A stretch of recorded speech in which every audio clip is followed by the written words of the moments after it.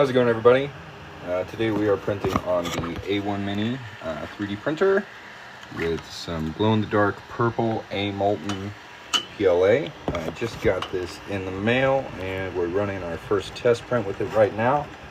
This glow-in-the-dark filament does come in a couple different colors. If you want to check it out, you can tap a little shopping bag down here. I'm super surprised at how fast this stuff showed up. It literally shipped in like 2 days. So I'm really impressed with the speed of delivery. But yeah, we'll see how this comes out. I am using a 0.6 millimeter hardened nozzle on it. If you have any questions, let me know.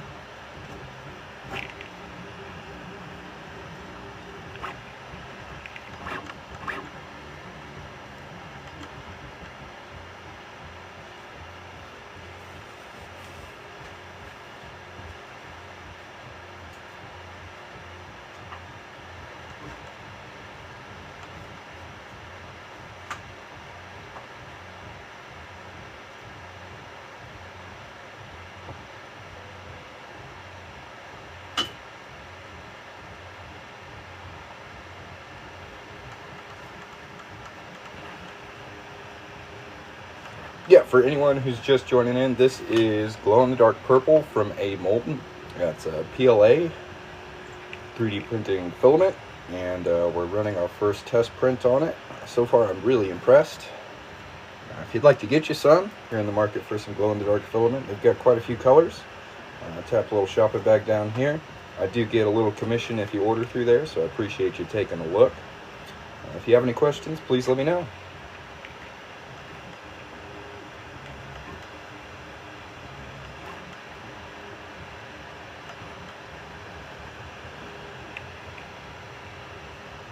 Yeah, ordered the Kobra 3 last night, was chatting with me yesterday. So I've got another print about to start up on the Kobra 3 here. I did run into a little bit of a hiccup setting this up. You want to make sure that when you do first set up your Kobra 3, you connect it to the Anycubic phone app. That is the only way to update the firmware for the printer and the ACE system. I didn't do that the first time around. I figured out how to do it yesterday, and my prints are coming off so much better now. So yeah, make sure you update your firmware when you get it. Other than that, it's pretty awesome.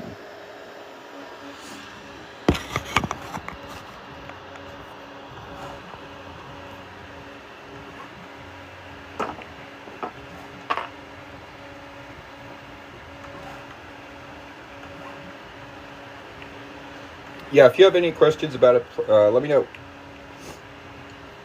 I do think it's kind of funny. I was checking out the reviews for this particular glow-in-the-dark filament, and there's 2 of them complaining that this is blue, not purple, and it's obviously like purple. Like that's purple. So I don't know if they got shipped the wrong color or what, but it looks dang purple to me. This is the A1 Mini, and this is the Kobra 3.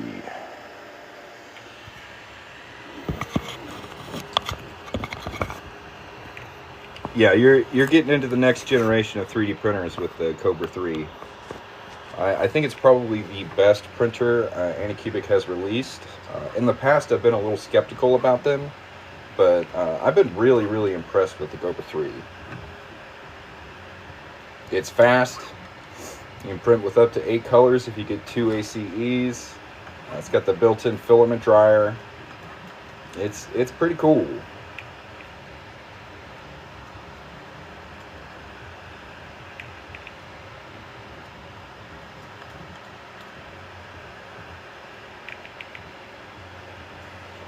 Yeah, their slicer's definitely got a makeover. It's looking pretty good. I haven't had any issues with it so far.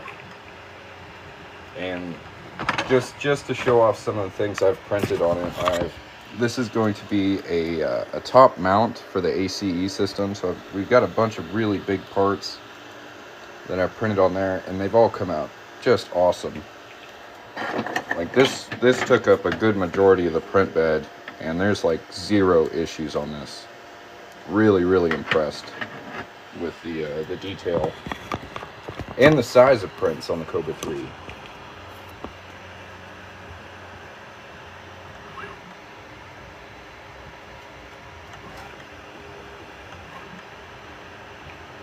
But yeah, guys, if you have any questions, let me know. If you're in the market for some glow-in-the-dark filament, I've got some linked down here.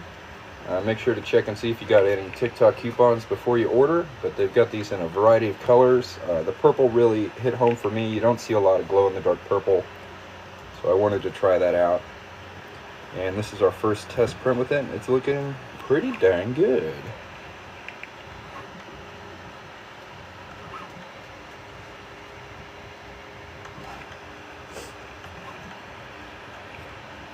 Yeah, Bamboo started their Black Friday sale pretty early.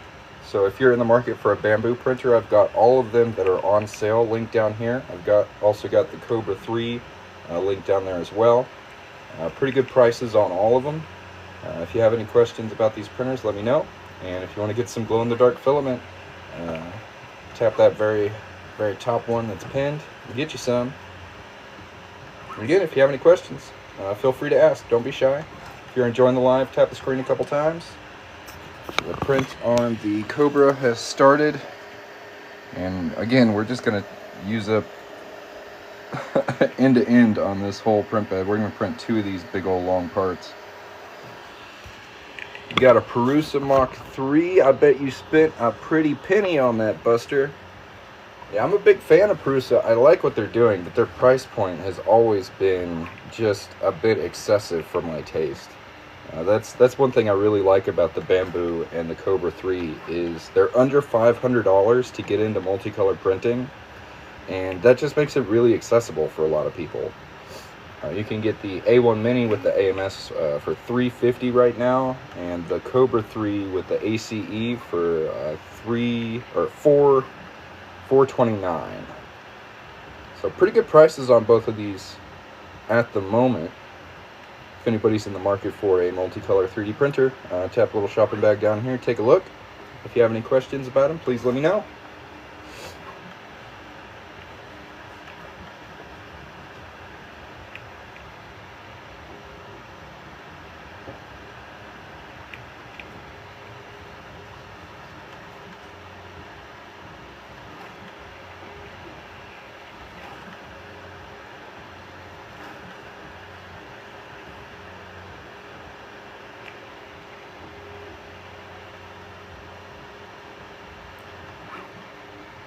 Another difference between these machines and the Prusas is the Prusa's still kind of like stuck in the rep wrap phase. They look like they were kind of built in a garage out of, like, you know, random parts. These two are definitely finished looking machines. They look very professional. They're very sturdy. I think 3D printers are really becoming well built and starting to serve the end user a bit better.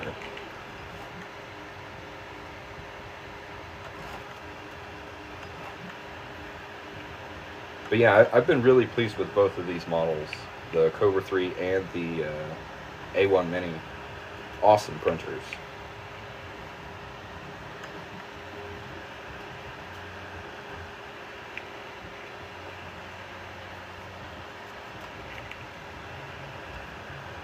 So if you're printing with PLA, the dryer isn't super necessary. Where it comes in handy is when you start printing with PETG. PETG just soaks moisture out of the air. So typically what I do is I'll run the dryer for, I don't know, it suggests about 4 hours just to get all the moisture out of it. But you can also run the dryer while it's printing, which is pretty handy. So I've got quite a bit of PETG coming in the mail in the next week or so, and I'm really going to put the filament dryer to the test on that.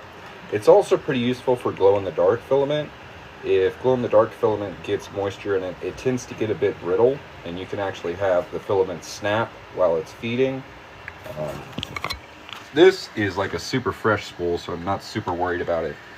But this one has been sitting out a while, so we're gonna dry that out once we're ready for it. But yeah, super handy to have that built-in filament dryer, especially for the price. Typically, an extra filament dryer, just a filament dryer by itself, is about $70. So to have that built into the system and still get the printer and the ACE for under $500 is a pretty good deal. I think that's one thing that Bamboo's kind of slept on. Their filament is typically just out in the open, whereas the Kobra 3 has it contained and, like I said, has that built-in filament dryer to keep your filament dry. Really, really clever addition to the machine.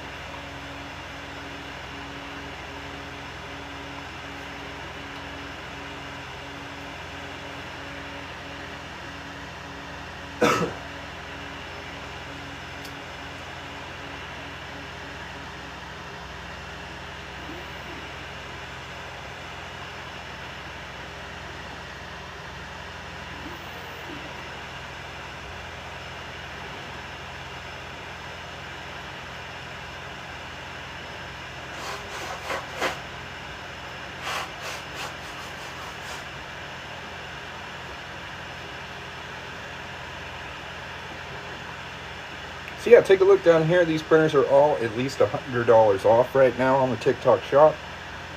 And if you're in the market for some glow-in-the-dark PLA, A Molten looks pretty solid. It's got kind of a clear vibe to it. It's not quite transparent, but it does look pretty cool.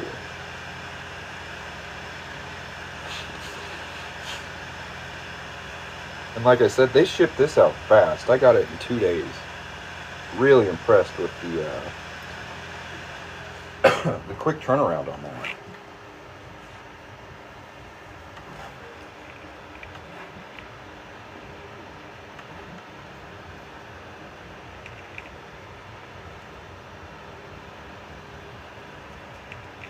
Again, if you have any questions, please let me know.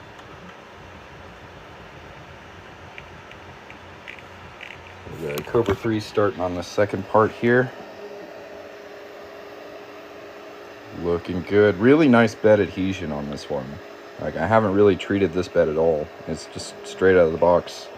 And like, to be able to print, this is like my third, the purple pieces here, third and fourth print on this machine. And it just did it. Really, really impressed. Very nice print quality. And it's nice to go from something like this small. This print bed's 180 millimeters cubed. This one is 250 by 250 by 260, and this really opens up a lot of possibilities for me as far as like multicolor 3D printing goes. Like, I'll be able to print like full size, cosplay masks and stuff on this. So I'm really excited for the possibilities of this bad boy. Well, I very much like the A1 Mini. It is a little limited as far as the size of things you can print on it. But yeah, if you want to check those out, tap a little shopping bag down here. If you have any questions, please let me know. And again, this filament is glow-in-the-dark purple from A Molten. I've got it linked down here. It's pretty cool.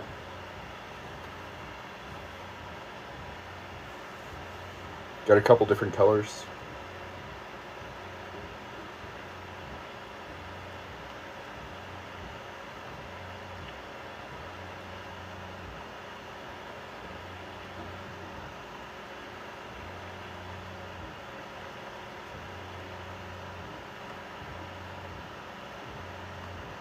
So yeah, Bamboo does have a larger version of this machine. This is the A1 Mini. The larger version is called the A1.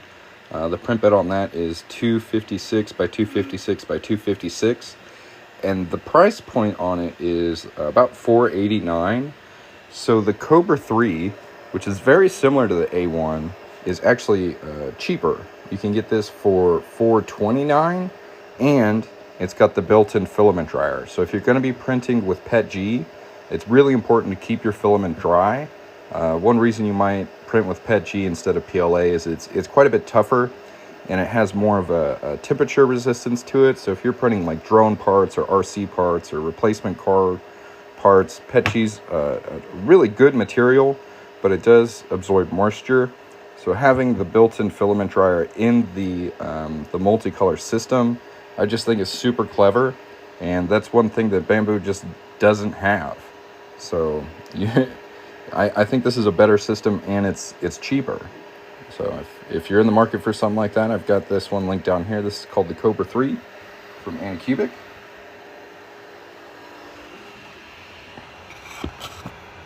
It's pretty cool.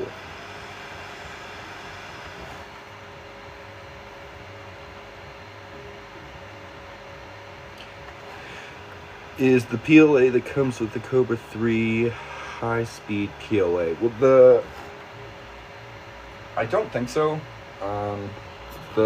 There's like a special limited edition set of filament that they came out with for the Kobra 3. Got the box for it over here. Oh, so are we in frame? Yeah, this is what it looks like. I think it's called Panatonic. It's got some really nice, pretty colors. The tropical turquoise is what I'm printing with right now. Interstellar violet's also really nice. There's this spring leaf and peach fuzz as well. And like this is just a special edition filament. I think this was produced before the high-speed PLA kind of came to the market. So this is more about the colors than the speed. But typically this doesn't come with the printer. They were just kind of released at the same time. And really the only place I've found this special edition set is on Amazon. If you're looking for it, you want to get all four of these colors. They don't have it on the TikTok shop yet. And I can't even find this set on the Anycubic website. I've only been able to find it on Amazon.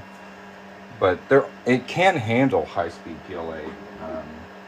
That's just not what comes with it. So I would suggest ordering that separately, if that's something you want to get. And just like that, our fidget spinner's done. Very nice. I'm gonna let that cool down for a second. And while that's cooling, we'll watch the Kobra 3. Let me pull up the Kobra 3 here. Very nice.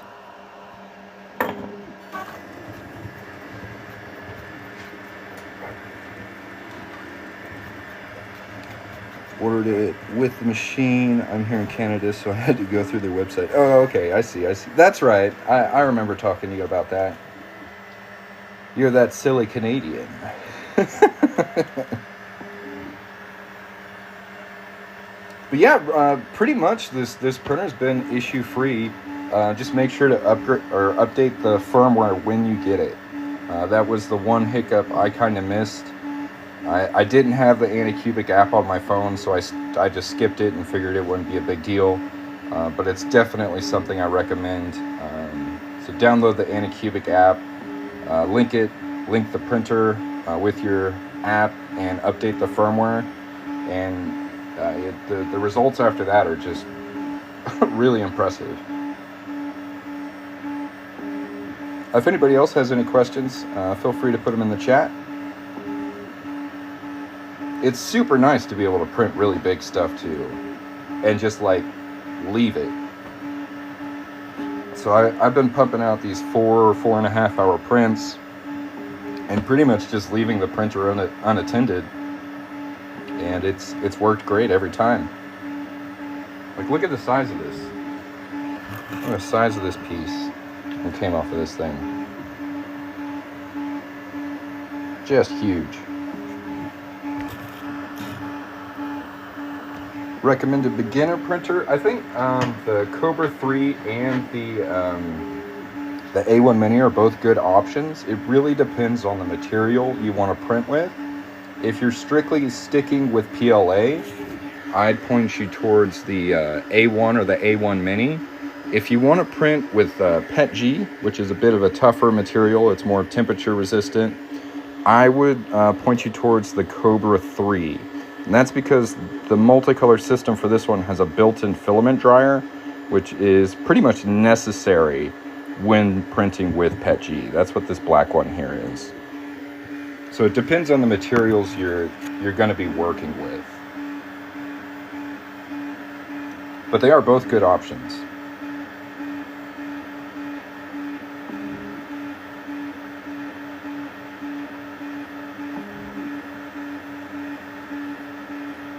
But yeah, if it's gonna be your first printer, I'd probably point you towards the A1 Mini. This is a really easy printer to set up and get accustomed to. The main drawback for the Mini is going to be the bed size. So this is 180 millimeters cubed, whereas the Kobra 3 is much larger. This is 250 by 250 by 260 millimeters. So if you want to print with PETG or you want to print larger stuff, I'd point you towards the Kobra 3. This is a pretty reasonable price of $429 for the printer and the ACE system. It's actually cheaper than the A1 with the AMS Lite, the larger version of this printer. That's at $489, and this has no way to dry filament or kind of handle the PETG issue. Whereas this combo has definitely put some forethought into dealing with moisture in your filament. So I think this one is pretty clever. It's pretty smart.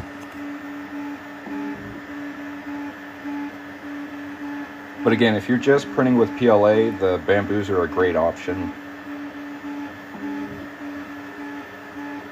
It really comes down to your end use, what you plan on doing with it. If you have any other questions, feel free to put them in the chat. All the printers I have linked below are at least $100 off. The P1P is $250 off right now. PETG, yes, that is it's a type of plastic that you can 3D print with. So for typical 3D prints, PLA is pretty commonplace. That's what most people start working with. But it's not the strongest, and it also has a pretty low melting temperature compared to PETG. So if you're going to be printing stuff that you're going to keep in your car or keep outside, or needs to be a little tougher, like RC parts or drone parts, does it print PETG? Yes, they both print PETG. The difference between the two is with the A1, it just leaves it out in the open, so it's kind of vulnerable to humidity. And the Kobra 3 has it contained, and it also has a built-in filament dryer, so if you do get moisture in your filament, you can remove it using the ACE, which is pretty cool. Here is our finished glow-in-the-dark fidget spinner, spinning right off the bat. I love this file. Yeah. So yeah, I think if you're planning on printing a lot with PETG, the Kobra 3 is the way to go. I've got a bunch of different colors of PETG coming in the mail this week, so I'm really going to test this out, and should be pretty cool. I put a pin on top of my Ender 3 and made it into a 2D printer. Nice. What filament is best for furniture legs? I would probably say on an open body printer like this, PETG. It's going to be the toughest one you can print with. There are tougher plastics you can print with. For example, ABS. That's what Legos are made out of. The issue with ABS is it doesn't like to work on these open frame 3D printers. You need to print it with a printer that has an enclosure. There are two of those listed down here. There's the X1 Carbon and the P1S, and those both print ABS really nicely. That's probably the best option if you're going to be printing furniture. It's really, really tough plastic. But again, you can't print it on open frame printers like this. You tend to get a warping issue really bad. I was looking at the Bamboo Lab P1S versus this 2. Yeah. So I think the P1S is probably the best choice for your end use. And I think it's on sale right now. Let me see. I've got a little note here. Yeah, the P1S is currently $150 off its retail price. I've got it linked down here if you'd like to take a look. The P1S is a great little printer. It's a bit pricier than these two as far as like beginner printers, but if you need sturdier stuff, like you said, furniture legs, I think ABS is going to be the best, most suitable plastic for that in use. So I would recommend getting something with an enclosure like the P1S. I just love this file. It's so fun, and it prints so quickly.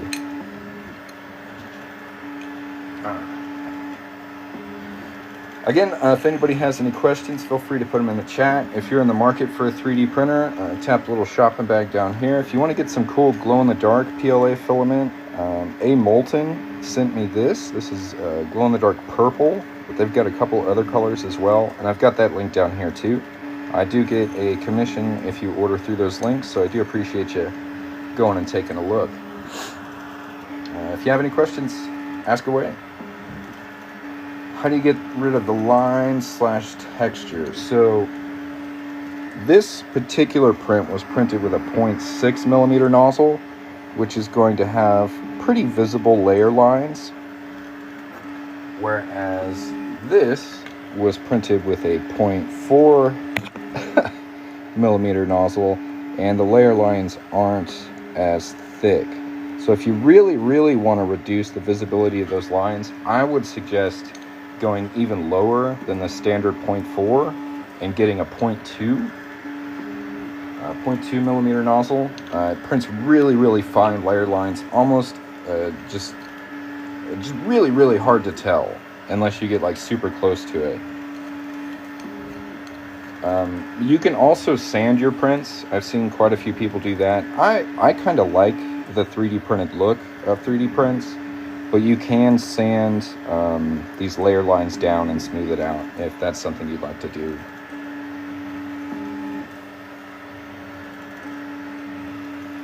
So yeah, I would recommend getting a 0.2 millimeter nozzle for that particular machine. It is going to about double your print time, but your detail is going to be so much better. The 0.2 millimeter nozzles print really nicely. But they take their sweet time doing it. So because the layer lines are going to be half as thick, it takes twice as long. Right? The math is mathin' on that, right?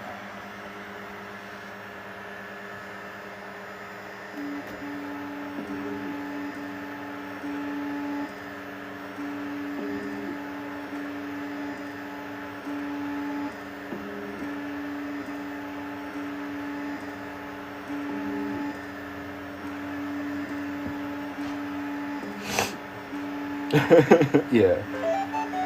So I get pretty impatient with 3D printers. So I've got a couple different nozzles, at least for my A1 Mini. I've got a 0.2 for really high detail prints. I've got a 0.4 because that's what comes with the machine. Most people have a pretty decent time with the 0.4. Like it's pretty good. I also have a 0.6 and a 0.8 for stuff that I just want to pump out really quickly that doesn't have a ton of detail to it.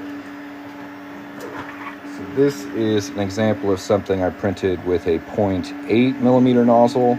The layer lines are really clear, but it's also basically just a flat box. There are hinges on the back here, but this printed so much faster with the 0.8 millimeter nozzle, twice as fast. So it's handy for stuff like that. And this is an example of something I printed with a 0.6 millimeter nozzle. And for the most part, since this is a larger print, you can't see the layer lines too much until you get to kind of these, like this end top rounded point here. And again, this can be sanded down if that bothers you, but from a distance, it looks pretty damn good.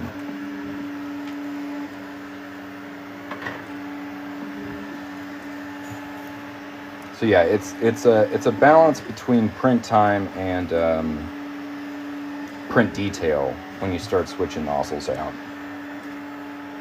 If anybody else has any questions, feel free to put them in the chat. If you're in the market for a 3D printer, I have a bunch of them listed down here. They're all at least $100 off. One of them is $250 off. That's the P1P. Awesome deal. The X1 Carbon is $200 off as well. So if you've been eyeballing the X1 Carbon, but that $1,200 price tag has kind of held you back, it's at $1,000 right now. It's a pretty good deal for that top of the line Bamboo 3D printer.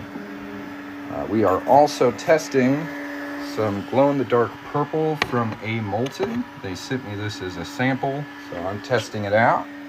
And we're about to do a really, really big print for the A1 Mini. This is a stand for my reduction dies I use to make coin rings. And I've got so many of them, we're going to make a second stand. But this one's going to be purple glow-in-the-dark. I've got pretty high hopes for that. I'll let you know when it gets started. And then on this one, we're printing a top-loaded mount for the ACE system. I really like this, but it does take up quite a bit of space. So we're printing a mount to put it on top of the printer. Yeah. So yeah, check out the stuff down here. If you have any questions, let me know. Thanks for watching. If you're enjoying the live, tap the screen. We're almost at 2,000 likes. Let's get there. Tap that screen. Woo! If you're enjoying the live, make sure to hit the follow button. And again, if you order stuff through this little shopping bag down here, I do earn a commission, so I appreciate you taking a look. If you have any questions about anything, please let me know.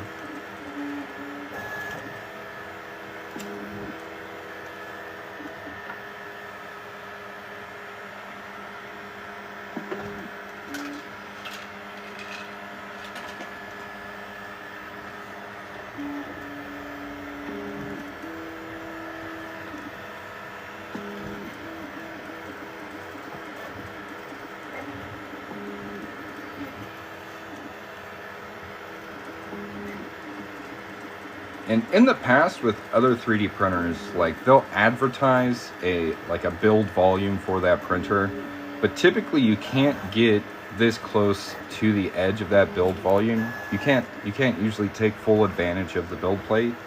And with both of these printers, I have pushed models right to the edge and had no issues. Like, I printed this freaking huge purple piece on this printer, and it's perfect from end to end. And typically that has not been my experience with 3D printers. So I've been really impressed with Bamboo Labs and Anycubic.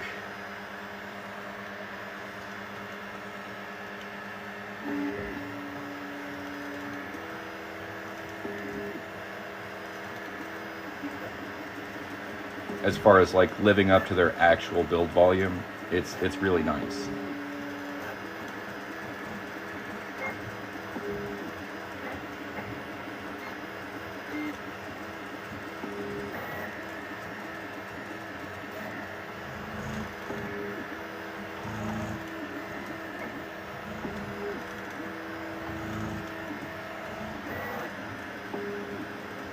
Again, if you have any questions, don't be shy. Feel free to put them in the chat. If you're in the market for a 3D printer or some glow-in-the-dark filament, tap the little shopping bag down here. Get you something cool. Thanks for watching.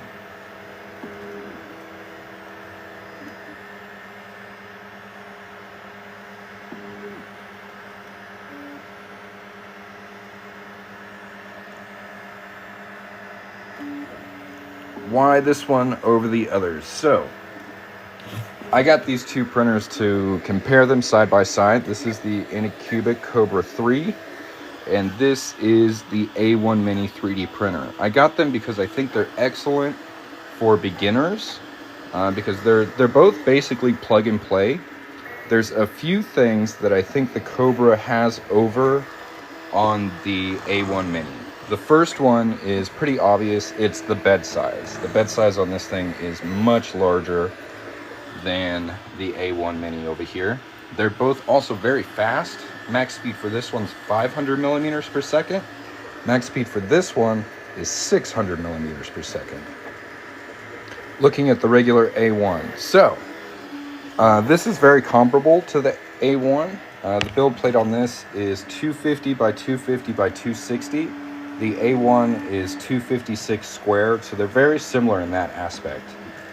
The issue with the A1 is it's limited to 4 colors, and you can only hook up one AMS light to it. This up here is the AMS light. With the Kobra 3, you can actually hook up 2 ACE systems to it and have up to 8 colors, which is pretty cool. And these also have a built-in filament dryer, so you can treat your filament beforehand or while you're printing with it. And that's something that Bamboo just kind of doesn't pay any attention to. They leave their filament out in the open here, and that's fine for PLA, but if you're printing with PETG, I would recommend going with the Kobra 3 because it's basically built for it. And it's cheaper. The Kobra 3 combo right now is $429. The A1 combo is $489.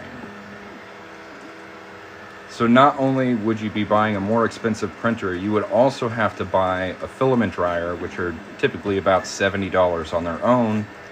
With the Kobra 3, it comes built into the system. This is the third print I did on the Kobra 3. I took up the entire build plate, very intricate, detailed, funky looking thing. But I mean, it printed it perfect. The whole back side of this is perfectly flat. Really, really impressed with the results. I printed this on it last night, and it looks like I mean a molded part. It doesn't quite look 3D printed. It looks very, very professional. And this is something I printed on the A1 Mini. This was using a 0.6 millimeter nozzle, so the layer height's a little thicker than the standard 0.4, but still really nice detail on both of these machines. Is the ecosystem good like Bamboo? They are trying to copy Bamboo in every possible way. So they've got a phone app you can print from just like Bamboo. They've got a website where you can find 3D files just like Bamboo. Their slicer is basically identical to Bamboo. They are trying to outdo Bamboo in any way they can. And I think that healthy competition between these two companies is just going to make them better in the future. But at this point, like, they're both impressive.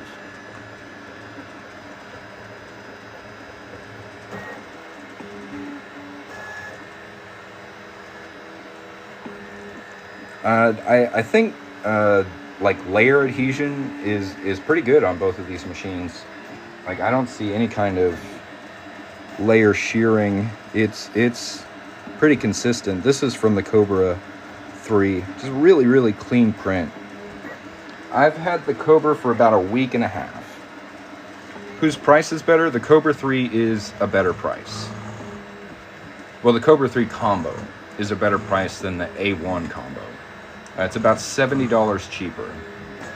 And it has a built-in filament dryer. So if you want to print with PETG, I would definitely point you towards the Kobra. They're both good machines though, but it seems like Bamboo is primarily set up to print with PLA. It can handle PETG, but it just leaves it out in the open air. Whereas the Kobra 3 has it contained and, like I said, has a built-in filament dryer, which typically would cost you, $50 to $70 on its own. And it's just built into the system, and you can dry filament while you're printing with it. You can set a timer on it and dry it beforehand, depending on how tainted your filament is.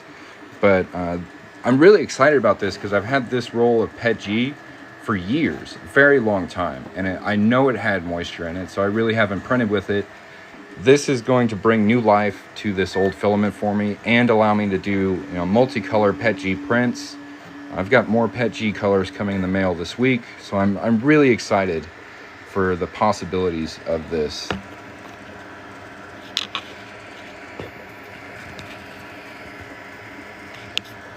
Yeah, so with the Kobra 3, if you get two ACE systems, you can print with up to 8 colors on it.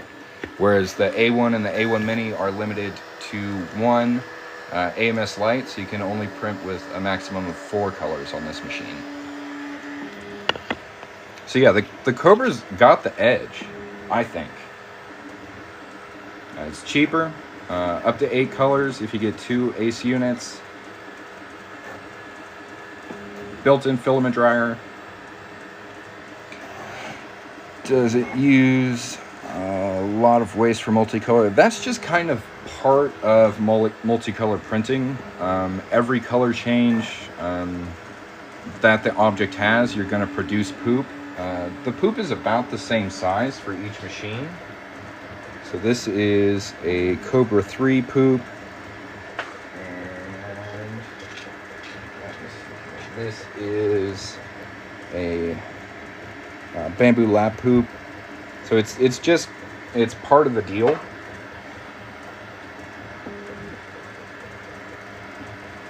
Yeah, towers as well. There are settings you can go into on both of the slicers to reduce the amount of poop, but I think the standard level of poop on these machines is set pretty accurately if you don't want to get color blending between the 2 colors, or 3 or 4 or 8 that you're using. You want to make sure that it purges enough that the new color is nice and clear and doesn't have any of the old color mixed into it.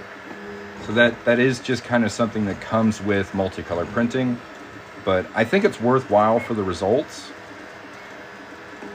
Also, if you plan on doing a lot of multicolor printing, the waste is the same whether you print one multicolor object or you fill the whole bed up with multicolor objects.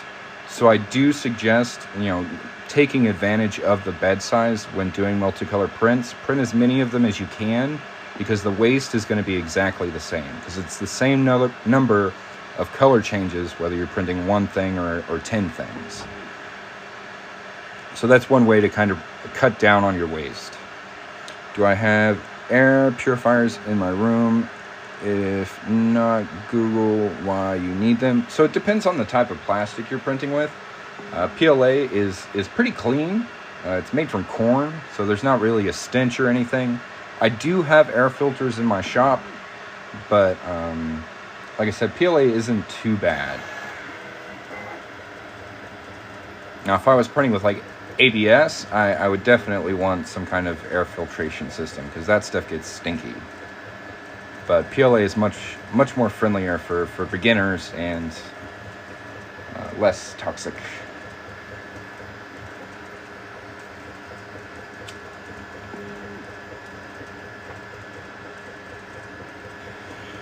The advertised max print speed on the A1 Mini is 500 millimeters per second.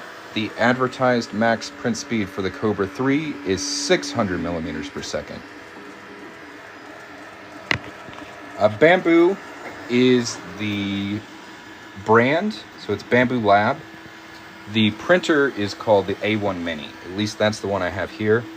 They've got a nice range of printers. I've got them all linked below, and they're all good, but they each have different end-use purposes. So based on what you want to be printing or want to be printing with, I would suggest a different machine based on what you want to do. What I'm currently printing on the Kobra 3 is a mount that's going to go on top of the machine and hold the ACE unit, because it takes up a lot of my desk space. I really like this thing, but I think it would look much better up here, and then I can have some more desk space back. So that's what these parts are for. These parts, this big purple thing here, it'll all fit together into a top-loaded mount for the Kobra 3. Over on the A1 Mini, I'm printing another one of these. This is just kind of an organizer for coin ring reduction dies, and I've got more than 9 of them, so we're printing a second one to keep all my dies nice. The ACE has a built-in filament dryer. So it is a closed system, so it does reduce the amount of moisture from the open air that gets in your filament, but it also has a built-in dryer to remove moisture from your filament once it's already in there. And there's presets on the controls over here on the touchscreen for drying. You can set the time and the type of filament you're drying. It's really easy to get it up and going. Pretty handy.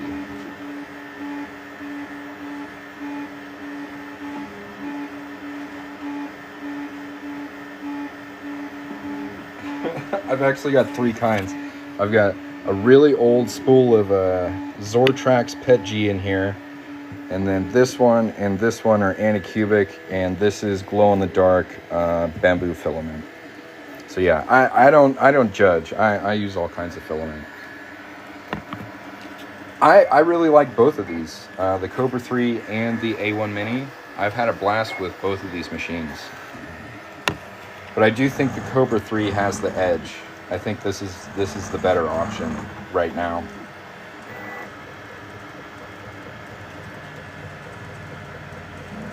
So you do not need an extra print head to add more colors to the Kobra. You just need the ACE system. When it changes colors, what it does is it cuts the current filament that it was using and retracts it, and then pushes the new filament in, purges out whatever old filament was left in the nozzle, creates these kind of poop things, and then starts printing with the second color. It's pretty seamless. It's a really smart system. But yeah, you don't need multiple print heads.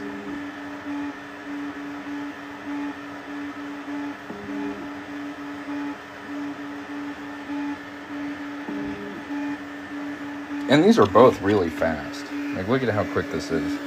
Look at how quick this is. And like, the print detail doesn't suffer from the speed.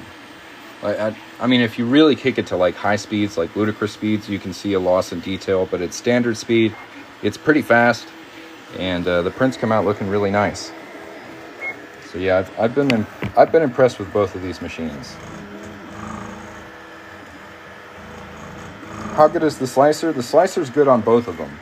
It looks like Anycubic did quite a bit of like peeking on its its neighbor's homework. So they look almost identical, and they're not hard to get accustomed to.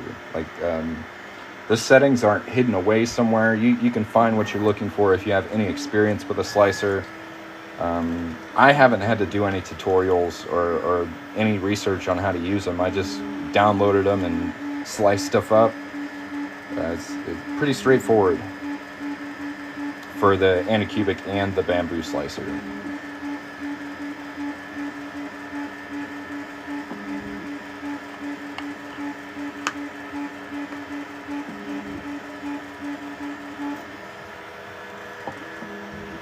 If anybody else has any questions, please let me know.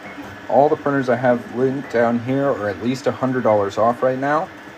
I also have some pretty cool glow-in-the-dark filament down there. A Molten was nice enough to send me some of this purple glow-in-the-dark PLA filament. I printed this fidget spinner with it, and it's pretty cool. So yeah, if you want to pick up some of that, it's linked down here as well. They've got it in a couple different colors. And it shipped super fast. It showed up in like 2 days.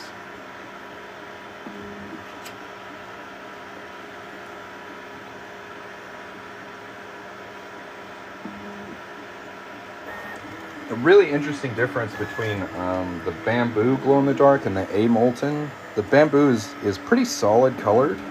This is bamboo's glow.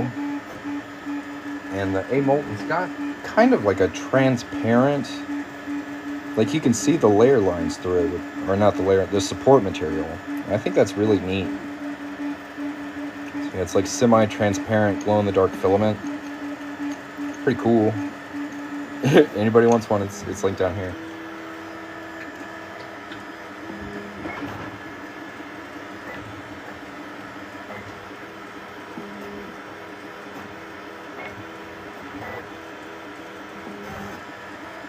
Almost got 2,000 likes, guys. Tap that screen.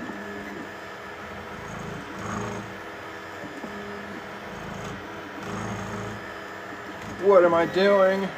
I'm printing. Printing things.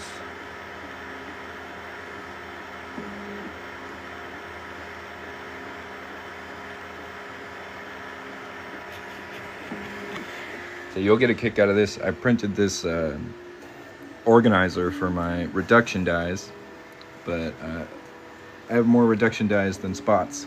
So we're printing a second one in glow-in-the-dark purple over here.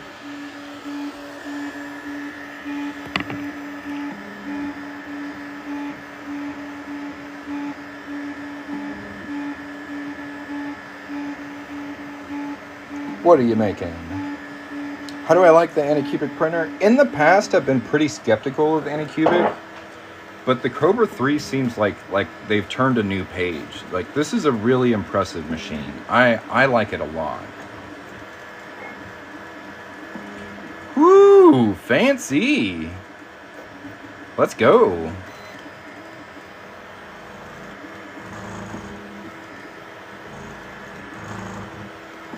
So yeah, the Anycubic Kobra's got a couple things over the A1. First of all, you can hook up 2 ACE units to it, so you can print with up to 8 different colors. These also have built-in filament dryers, which is pretty handy for printing with PETG. And yeah, you had one and it broke in 2 weeks. Have you contacted customer support? These are pretty fresh on the market. I think the Anycubic 3's only been out for about 3 or 4 months. So there's bound to be some hiccups. But typically Anycubic's pretty good about replacing parts. So I would try and create a support ticket and see if we can get your issues resolved.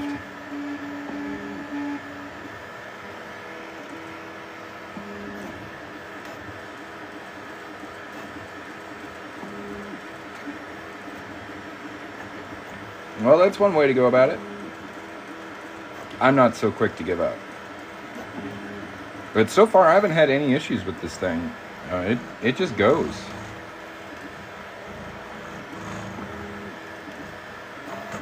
Got it from Amazon. I see.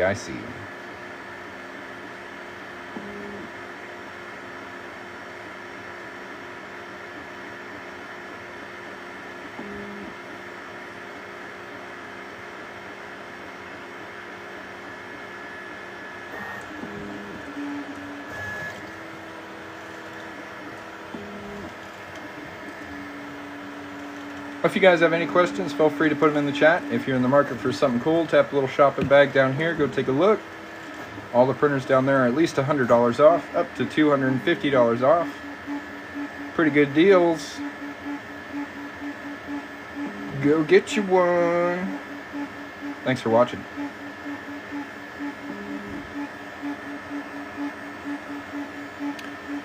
Gonna head towards the X1 Carbon or the Kobra. It depends on what you want to print with. If you're printing mainly with like ABS, I think the Kobra is a great option.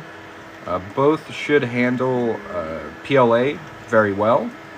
But if you want to print with PETG, I'd kind of push you towards the Kobra because of the built-in filament dryer.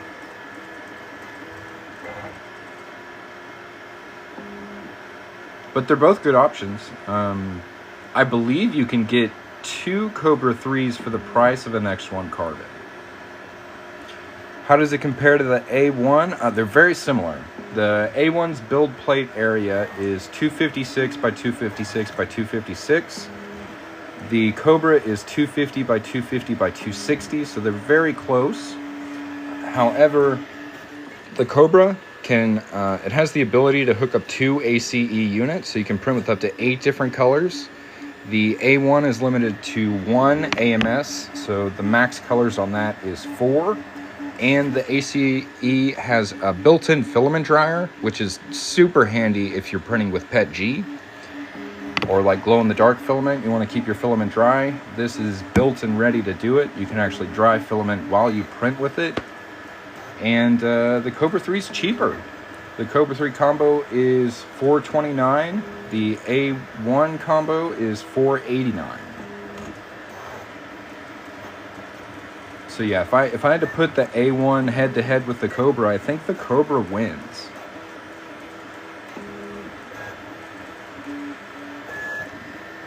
Now, if I put the Kobra head-to-head with the X1 Carbon, the X1 Carbon probably wins, but it is twice as much. So you could get 2 Kobra 3s for the price of 1 X1 Carbon. Yeah, if you have high humidity, I really want to push you towards the Kobra so you can deal with that humidity issue for sure. And that's something that Bamboo just kind of frequently disregards. Like their multi-material units just kind of sit on the top in the open air here, which is not great for PETG. Whereas this is self-contained and has a built-in filament dryer. It's really clever system. I haven't seen another printer company have something like this, so I'm really impressed with Anycubic.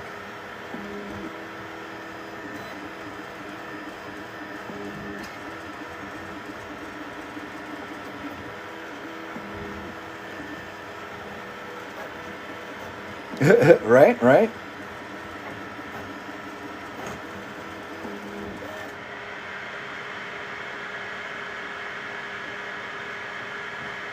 Say we sold 1 Kobra 3 today. Can we make it 2?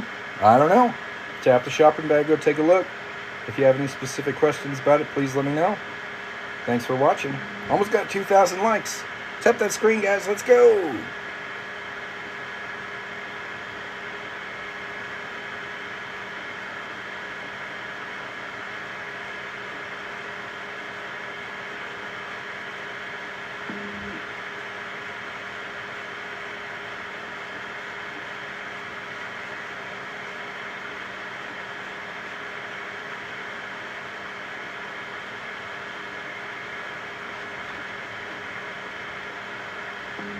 And again, if you have any questions, don't be shy.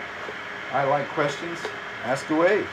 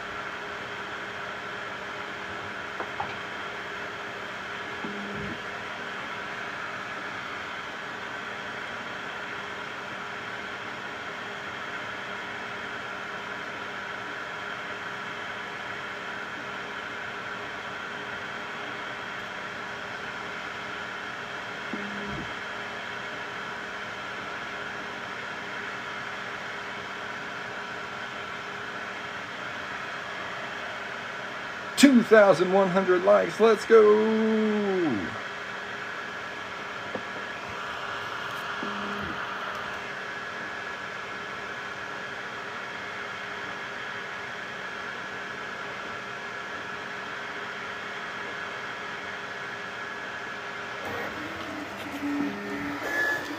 Hop over here, check on the A1 Mini.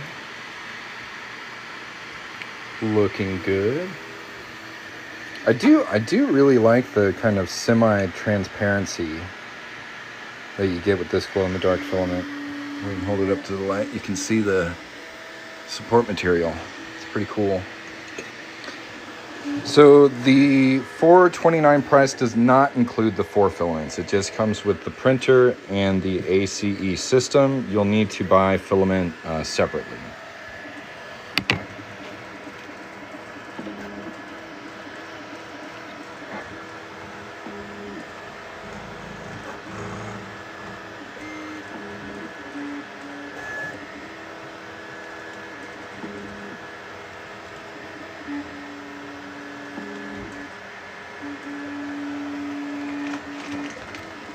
It comes with about this much sample PLA.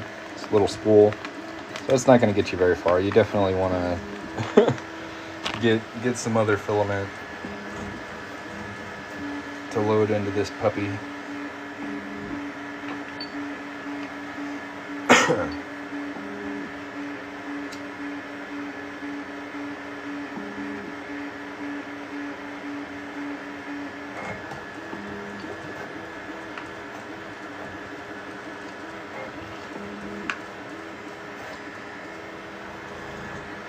If you have any other questions, please let me know. If you'd like to check out these 3D printers, I've got them linked down here. Thanks for watching.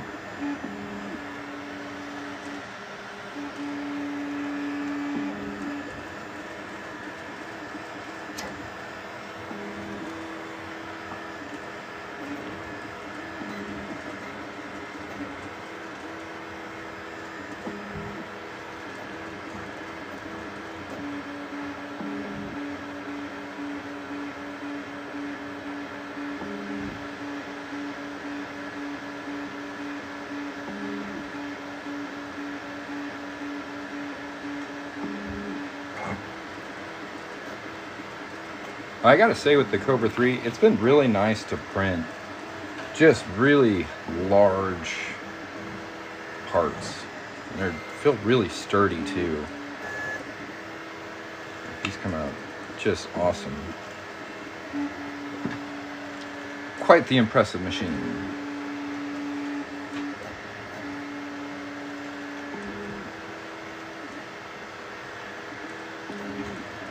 How fast do these ship? Are there any discounts? So they're all on sale. TikTok isn't the best at showing things are on sale, but they are all at reduced prices right now. Every printer I have linked down here. I can go into depth on how much they are off if you let me know which specific printer you'd like to know.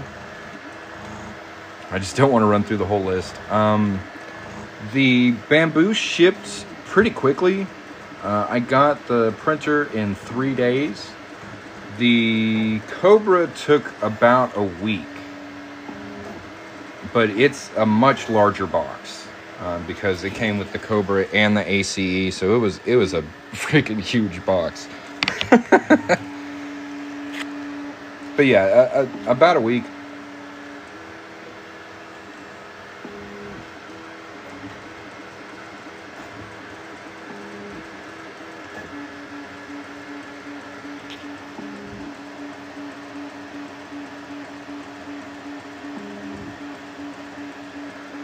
For which printer, Casey?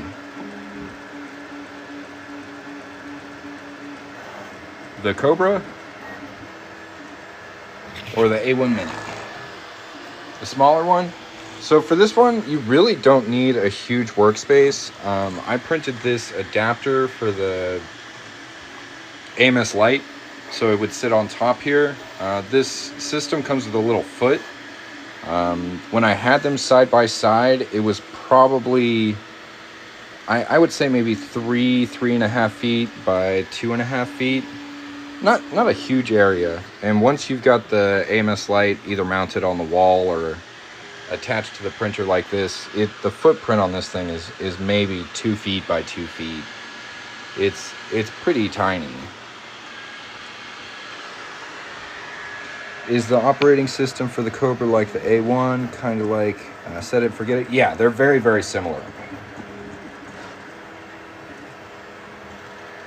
Yeah, you should be able to find the A1 Mini by tapping down here. I honestly don't know what this area looks like. It looks different for me, but it should be in that showcase.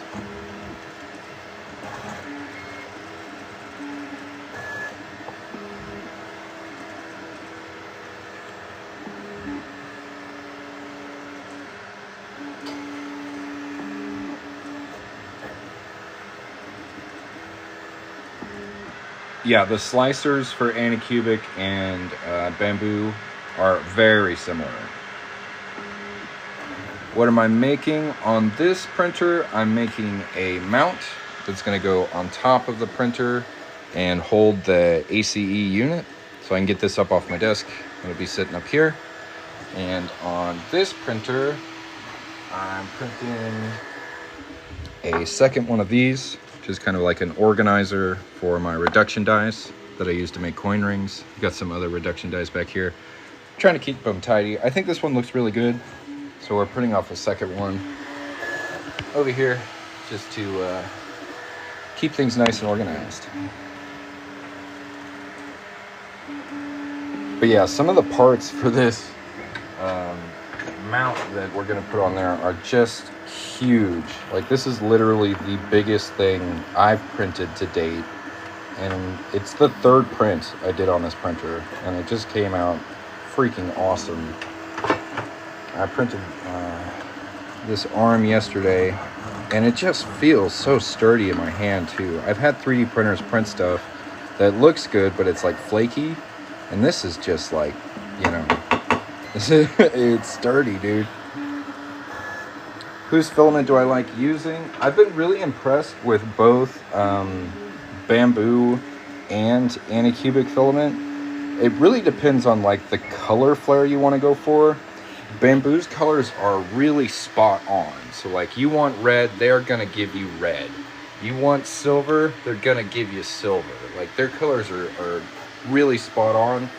Whereas Anycubic is more of kind of creative color toning. So this is like a turquoise, and then they've got this kind of purple, and then this peach, and this leaf green. So they're kind of off colors, but they're very pretty. And both of those I've printed just wonderfully. So that's pretty much what I've stuck to. I will say the Anycubic filament comes on cardboard spools. I'd rather it come on plastic spools, so I think bamboo filament wins there. But these do both have RFID chips in them, so the bamboo printer can read what color and filament it is when you change it on the AMS Lite if you use bamboo filament. And on the Kobra, if you use Anycubic filament, the ACE can read what color and type of filament it is, so you don't have to put that information in. So they've both got RFID chips, which is pretty cool.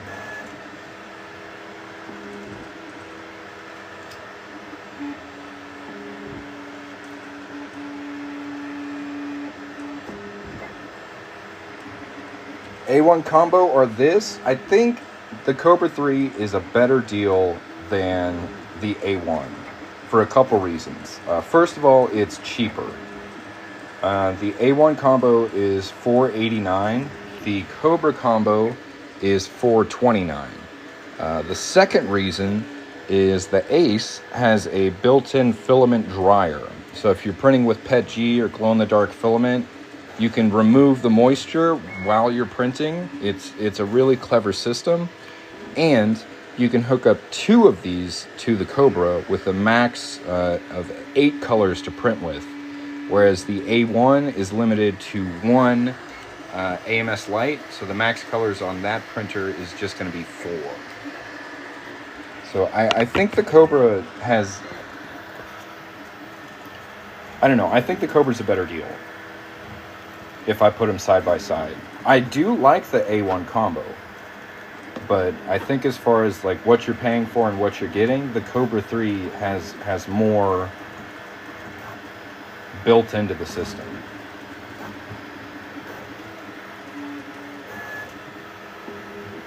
And it's hard to beat the A1.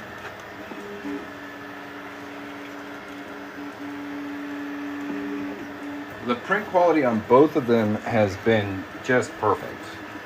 So putting them side by side as far as print quality goes, it's very similar. The advertised max speed for the A1s is 500 millimeters per second. The advertised max speed for the Kobra is 600 millimeters per second. So a little bit faster. Stock slicer settings, for the most part, I do typically change the infill to gyroid, because when the printer head kind of goes against it, it acts like rubble strips. It's a little louder sometimes. If you change that to gyroid, that doesn't happen, and I forgot to do that on this print. But typically, that's one thing I'll change. Another thing I'll change is instead of using standard support material, I really like tree supports. But other than those two changes, it's all stock. Like all stock slicer settings for the Kobra and the A1. They're pretty solid out of the box. Hey, that's what I did, Justin. I picked up both. I like both of them. Pretty much this one is going to be just for PLA. Like, this is my plan, is this is going to handle PLA and this is going to handle PET G because of the filament dryer. And I'll probably, so that's the plan. This will be PET G, this will be PLA. Unless I need like a large PLA print, then I'll use this one. Right now, mostly all I have is PLA, so I'm running that on both. But I do have quite a few spools of PET G coming in, and we're going to load this thing up with them and do some multicolored PET G prints. It's going to be sweet. But yeah, good deals on all these printers. Tap a little shopping bag down here if you want to check them out. I've also got this glow-in-the-dark purple PLA from A Molten. Link down there. It's kind of semi-transparent, so you can see the support material inside of the prints. Really nice purple color. There's a couple different colors of this filament, but it's cool to see like a semi-transparent glow-in-the-dark. I've never printed with that before. I like it. I think it'll look really cool with gyroid. Again, I forgot to change the infill pattern, but like with gyroid infill, that would look really neat. I've had issues with your K1 since I got it. Been experimenting with settings. Okay, so I kind of had some similar problems. Here's how I fixed them. Okay, the first thing you're going to want to do is factory reset the machine. Okay, that's going to be in the settings. It doesn't take very long.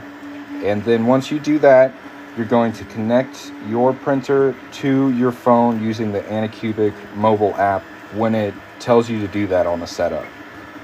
Once it finishes running through its initial setup, you're going to want to update the firmware for your printer. Okay? Once you do that, all your issues should vanish. This is a relatively new machine. I think it's been out for about 4 months, maybe 3.5, like really not that long. So these changes in the firmware make a huge difference. Will it work with a tablet, Apple? Yes.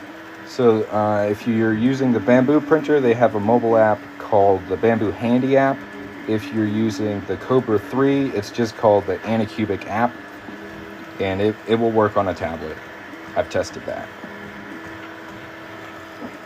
Now, there are some more in-depth slicer settings that you can only access if you use a computer. So they each have a computer software slicer. The Anycubics is just called Anycubic Slicer. Bamboo's is called Bamboo Studio.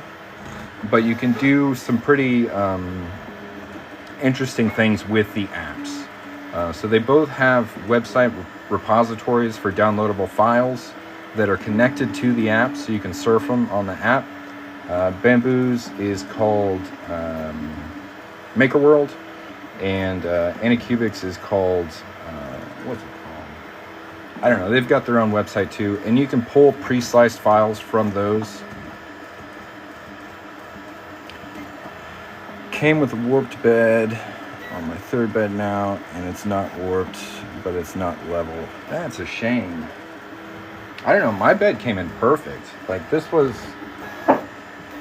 the third print I did on it, and it took up the whole bed, and it's perfectly flat.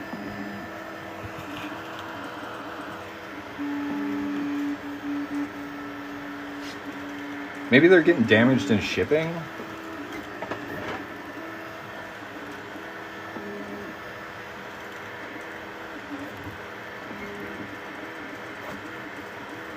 I would try and reach out to Bamboo, or not to Bamboo, to Anycubic. I've heard their customer support's really good, and they're pretty quick about replacing parts. So if you've been buying these beds on your own, I would try and reach out to them, create a support ticket. So on the Kobra 3, we are printing pieces for a mount that's going to put the ACE system on top of the printer and off of my desk. On the A1 Mini, we are printing little organizers for my reduction dies. So this one's in red, that one's going to be in the glow-in-the-dark purple. Coming along really nicely. Wow.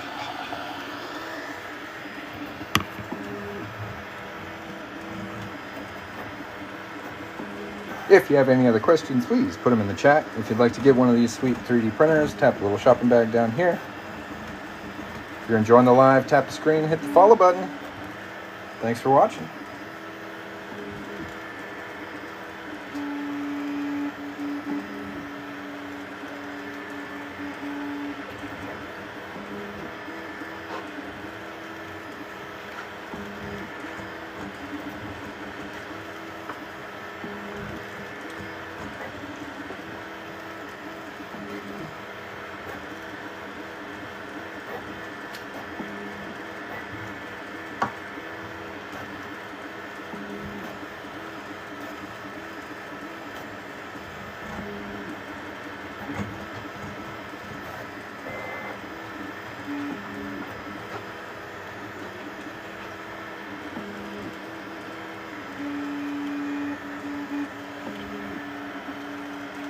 What is infill, and does it matter to have more or less? So infill is, you see these kind of lines on the inside of the object.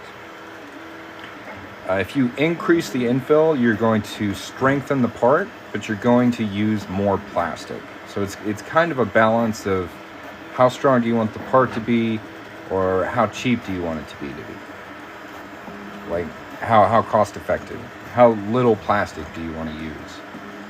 So if it's just like a prototype or a test print, you can reduce the infill and it'll use less plastic.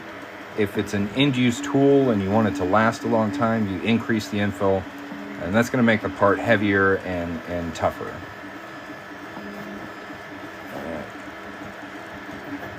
The Kobra, I'm not sure what a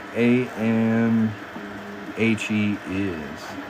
But the Kobra combo comes with the ACE system here, and that's got a built-in filament dryer, and it lets you print with up to 4 different colors.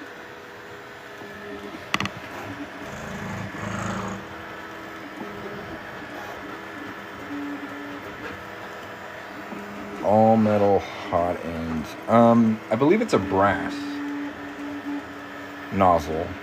That's one thing I was looking into today, because I do want to get a hardened steel nozzle. I want to get a 0.6 millimeter hardened steel nozzle for this machine. And I think I found one on Amazon. All beds from Anycubic. They are helpful with parts, but I have no idea why it's still not level.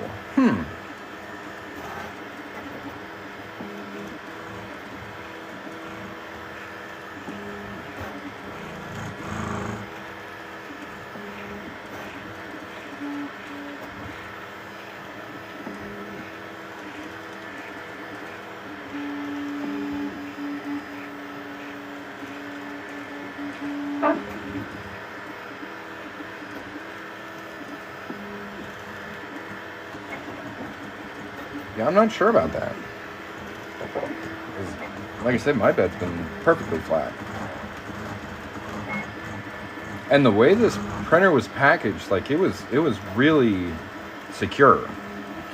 I've heard never touch the bed with your bare hands and use alcohol to clean. While it is effective, I do think alcohol degrades the coating of the bed over time. I think it's better to use just like soap and water, because really you just need to cut the grease, and you can do that with soap and water. On the A1 Mini, I do have Elmer's glue on the bed. This stuff, washable, disappearing purple Elmer's glue to help with bed adhesion. you can kind of see some of the residue. You just do a really thin layer. You don't want to overdo it. On the Anycubic, I haven't had to add anything yet, and like I've used the whole print bed. I'm sure over time I may need to add something as that top coating wears away. But so far I've had really good bed adhesion on this thing. Just make sure you keep it clean.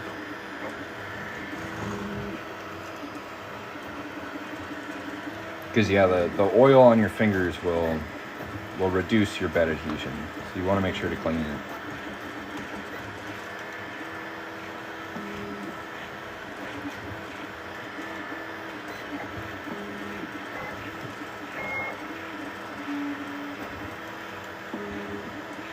So what I've been doing for that is I'll go to the sink and I'll wash my hands first, right? Soap and water.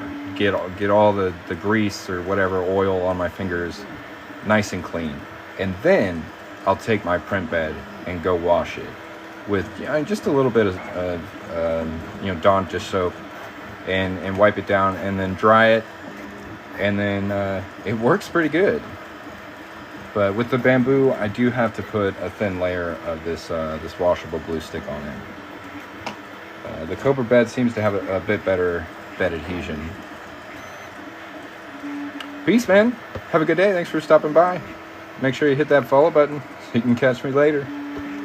If anybody else has any questions, feel free to put them in the chat. We're showing off the Kobra 3 combo and the A1 mini combo today. They're both linked down here if you'd like to take a look. Check them out.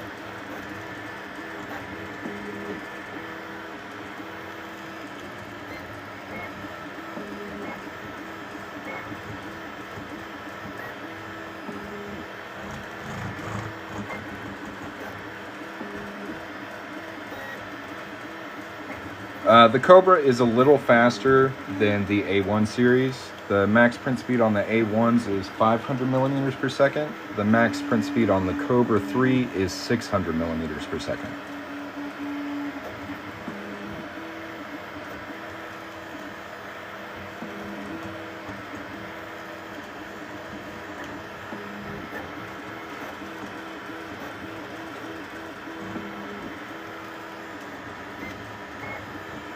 But they're both pretty fast.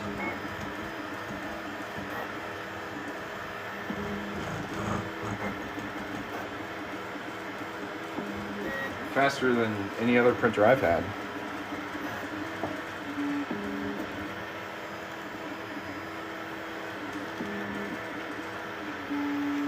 So for really detailed parts, you don't want to kick the speed up all the way. You want to give those like thinner lines of plastic time to completely harden. But like if you're working on stuff that doesn't have a ton of detail to it, you can print it pretty fast. So slower is better for detail, fast is better for reducing print time.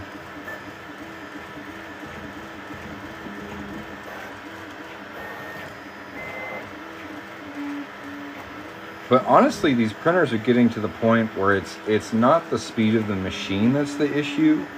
It's the time it takes for the plastic to solidify.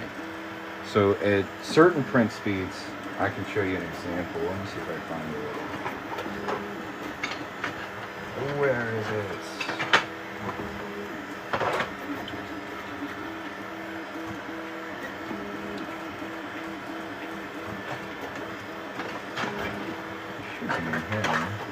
There it is. Okay. So yeah, for example, this Benchy was printed in 12 minutes, which is really reaching for Benchy print speed. But it's not because of the limits of the printer itself. It can move that fast. The issue is in some of these parts, the plastic doesn't have time to cool. So while it's printing that next layer, it's also moving layers underneath it around because they're still like liquefied. So while you can print really fast, the plastic can't quite handle it. They are working on high speed PETG and PLA, but I haven't played with those very much. Welcome back, my dude.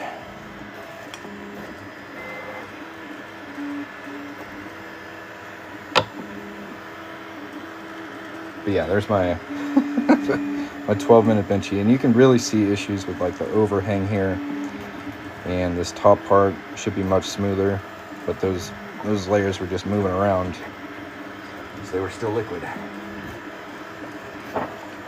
Not such a big issue on larger parts. How's it been running? Pretty good. Yesterday I updated the firmware on it, which is something I had overlooked on the initial setup, and it's printing really good now. I printed this on it yesterday, and it just feels awesome in your hands. Like, it doesn't feel like a 3D printed part. It's freaking sturdy. It's got holes where it needs holes. This curve looks really nice. Consistent layer lines. Really, really pretty part.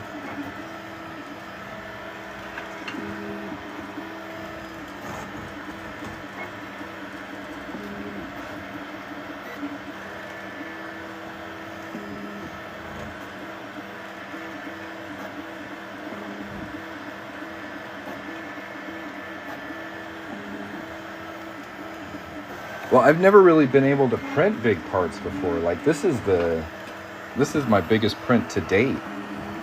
And it was on this thing. It was my third print on it. I was like, let's go. And yeah, dude, it feels so good in your hands. It's very nice. Quite an impressive machine.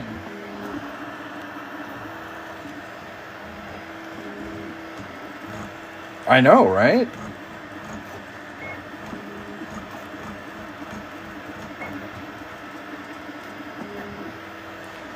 So for the A1 series, it comes with this. This is called the AMS Lite. The spools are exposed. It works pretty good though for PLA. For the Kobra 3, the spool holder looks like this. It's a self-contained unit, and it's got a built-in filament dryer, which is really handy if you're printing with PETG. And you can actually hook up 2 of these to the Kobra 3 and have up to 8 colors, but you gotta get 2 of them. The A1 series is just limited to 1 AMS light, so max colors on this printer is 4. Yeah, dude, especially if you're in a humid climate like this, you're gonna need a filament dryer anyways, and to have one built into the system is just super clever. I'm a fanboy of both of these printers, but I think the Kobra 3 is a better deal for your money.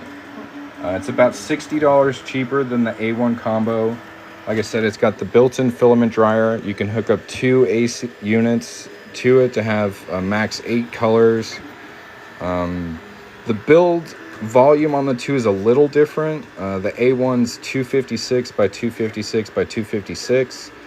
The Kobra is 250 by 250 by 260, so they're pretty comparable as far as build size goes. Max print speed, this one is 600, the A1 is 500, so this is a little faster than the A1 as well. I like both printers, but I do think the Kobra 3 combo has a bit more going for it. It's a little more forward thinking, especially with the filament dryer. It's really clever.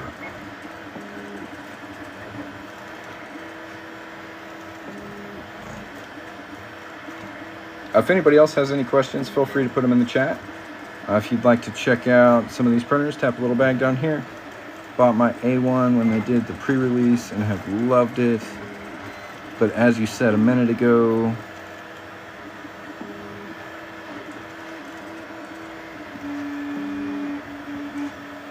yeah, don't get me wrong. Like, I love my A1 Mini.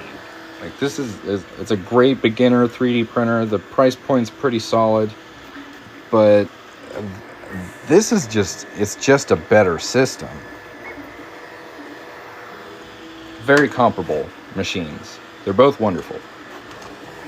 And I didn't expect to be this impressed by this printer, because in the past, Anycubic has been kind of hit and miss. But it seems like they're really coming for Bamboo. And I don't see anybody else like doing it the way they're doing it. They're like outdoing Bamboo for less. It's impressive, honestly. Like, good on them. Everybody else is just like letting bamboo run, and Anycubic is like, dude, I can do that too, and I can also do this, and I can do this. It's it's nice to see.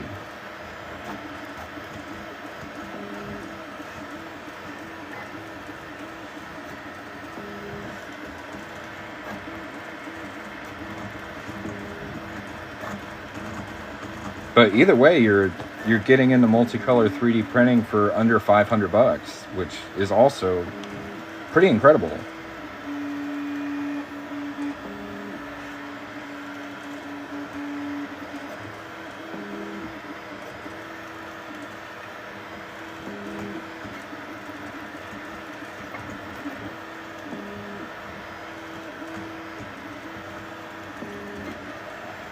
What is the next level over the Kobra? This is a pretty new machine. So this hit the market, I think, about 4 months ago.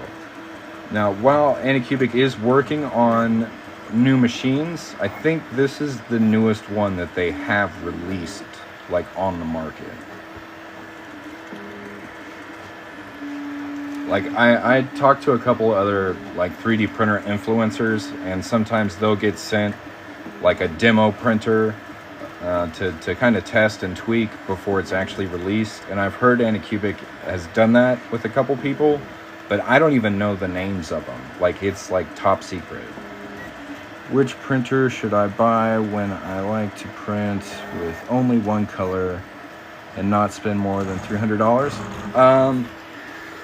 There's two options for you. The A1 Mini, you can pick this one up for $199, very budget friendly for printing one color. If you want a bit of a bigger print bed, go for the A1. That's like this one's bigger brother. That one is right on your price point at $300. So for ABS, you need a printer that has an enclosure. These are both like open framed. Not great for ABS. You'll get like instant warping on your prints. If you want to print with ABS, I would recommend the P1S. Is a bit more of the budget-friendly version of the X1 Carbon. So the X1 Carbon's about $1,000. The P1S is closer to like $650, I think. You can find both of them down here.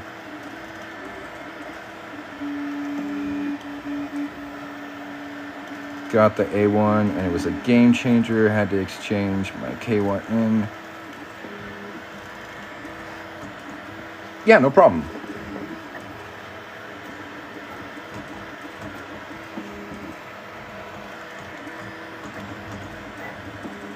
I don't know. I've had great prints on both of these machines. I do think the A1 series has a bit more time, like, on the open market. Like, they had some hardware issues with the A1 wiring. They resolved that pretty well, and the ones they're shipping out don't have that issue anymore. But yeah, the A1s have been on the market a bit longer than the Kobra 3s.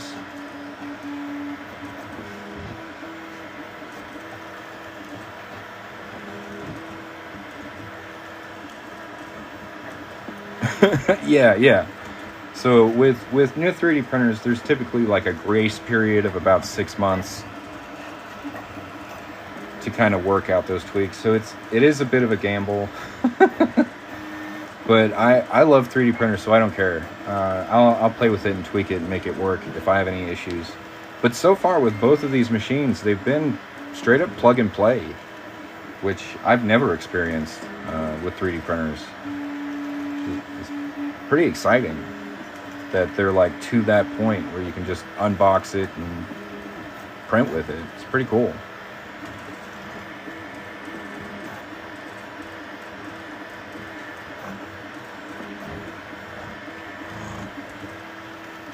So yeah, if you want to check them out, tap the little shopping bag down here. If you have any specific questions, let me know.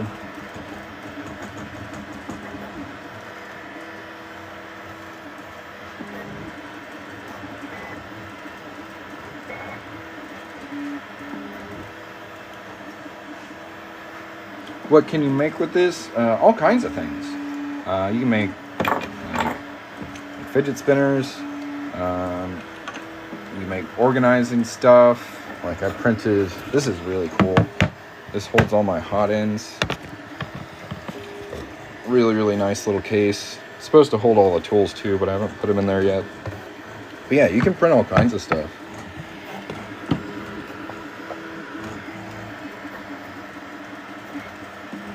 Yeah, what can't you make with it? Pretty much anything you put your mind to. It's pretty awesome. Can you make car parts? You can, but the plastic most people print with is called PLA. It's not the toughest, and it also doesn't have great temperature resistance. So if you're printing parts for cars, I would recommend PETG or ABS, tougher plastic. For ABS, you'll need a printer that is enclosed. For PETG, you'll need to be able to keep it dry. So having a filament dryer like this is really handy. And the Kobra 3 multicolor system has a built-in filament dryer. It's great for PETG.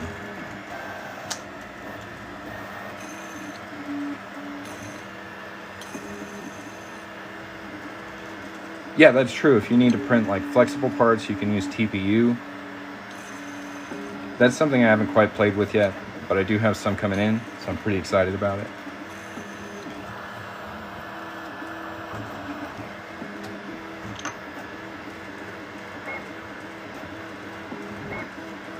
But yeah, all the printers listed down here are at least $100 off right now.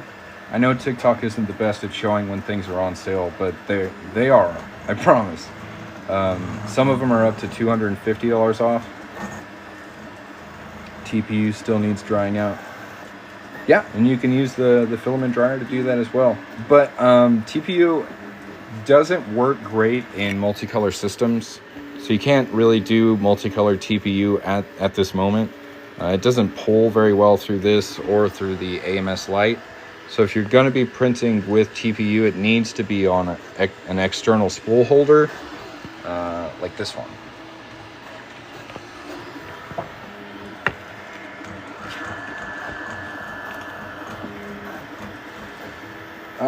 This is the biggest print I've done so far on the Kobra 3, and this is my hand. Like, this piece is huge. The max build volume for this is 250 by 250 by 260 millimeters.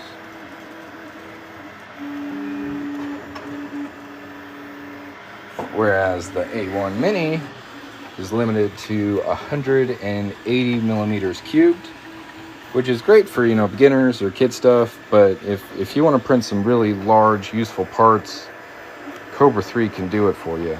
It's pretty cool. But yeah, you can print some decent sized stuff on the Mini. I printed this skull on the Mini. This is the biggest thing that I've printed on this machine. And it's flat on the back.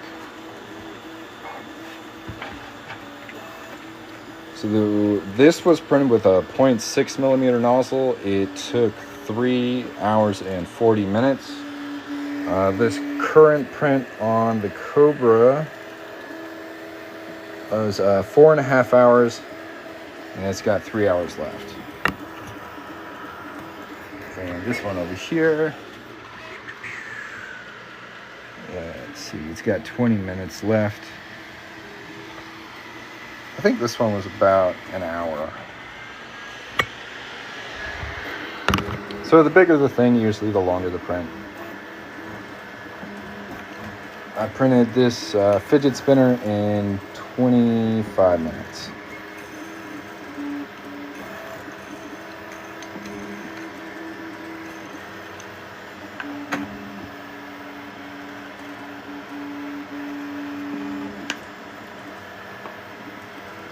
This is still my current favorite file. This is it's called the bearingless fidget spinner.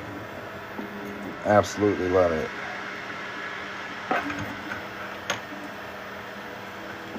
Yeah, dude, those car kits take forever. I've looked at them. I have not printed one.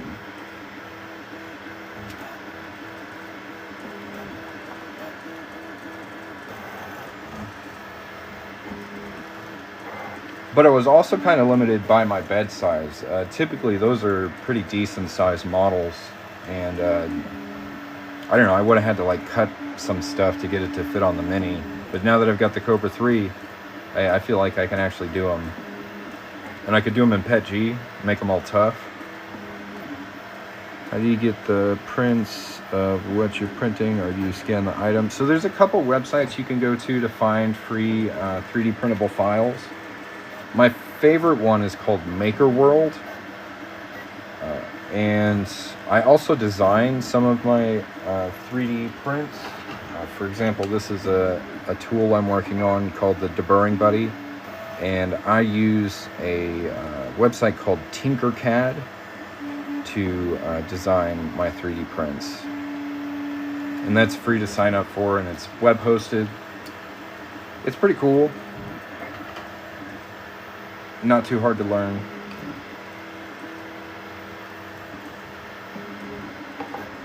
Yeah, those color changes will get you.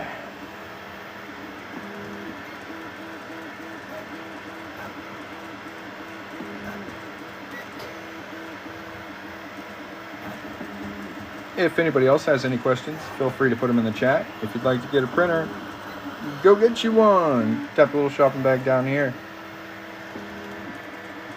So between this and the A1, I think the Kobra 3 is a better deal. The A1 combo right now is $489. The Kobra 3 combo is $429. So that's like a $70 difference. The Kobra 3 also can hook up to 2 ACE units. So you can have a maximum color, like 8 colors, where the A1 is just limited to 1 AMS lite, so 4 colors. This also has a built-in filament dryer, which I'm really excited about. I'm about to load it up with some Pet G over the next week and do multicolor Pet G prints without worrying about moisture in my filament, because this is a filament dryer and a multi-material system. It's pretty awesome. So yeah, as far as the price point, the max print colors, and the built-in filament dryer, I think the Kobra wins. And I really like the A1.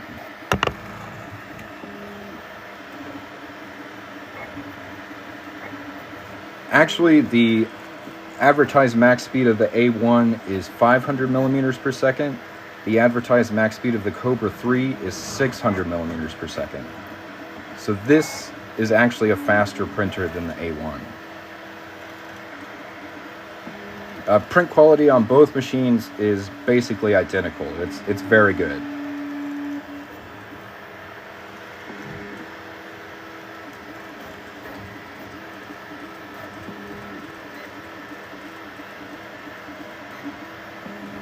I don't know, man. I think you just had a bad experience. Like, I think you got a lemon of a machine. Like, I've been 3D printing for 15 years, and I am astounded by what this thing can do. It's pretty impressive in my hands. Sometimes faster isn't better, that's true. What is it printing? This is going to be a mount for the ACE system, so it's going to get it up off of my desk and on top of the printer up here. Very similar to what I've done with this one, where I've got the AMS above the printer over there. Just going to reduce the footprint of the system a bit.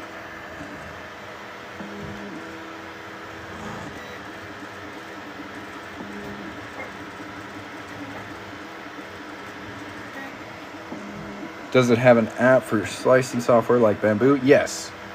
So there's an Anycubic app and an Anycubic slicer, and they are very similar to Bamboo's. So the bed size on the Kobra is 250 by 250 by 260 millimeters.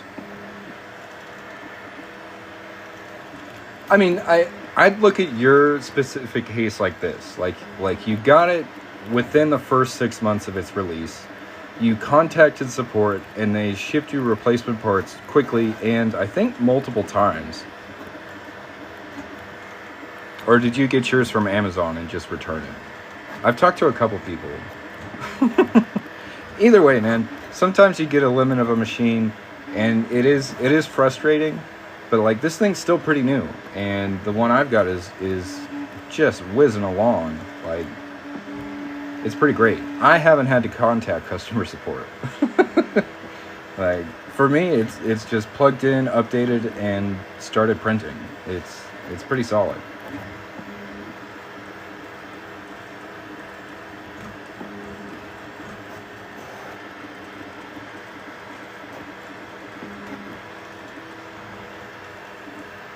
Yeah, that's what I'm trying to say.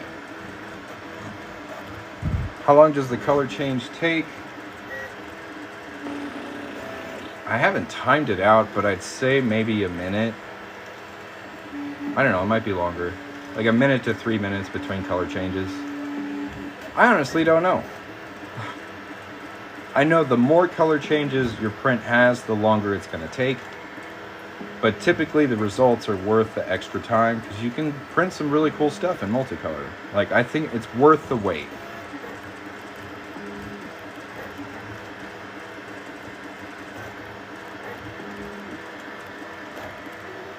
Well, yeah, if you have any questions, let me know. I want more people to have 3D printers, and both of these I think are pretty awesome. This is the Kobra 3 from Anycubic with the ACE filament dryer multi-material system. And over here we've got the A1 Mini from Bamboo Lab and the AMS Lite.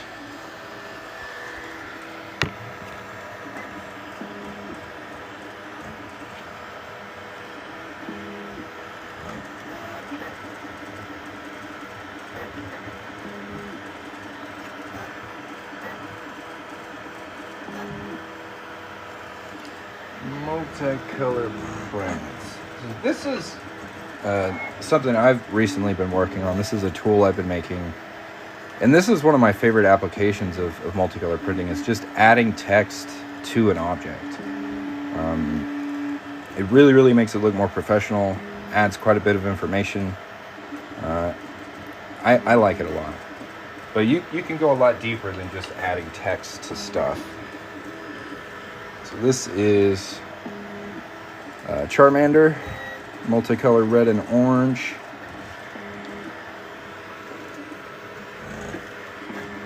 This is a sign I printed because I thought this looked a lot like my logo, so I was like, I gotta have that. But yeah, this is 3 different colors.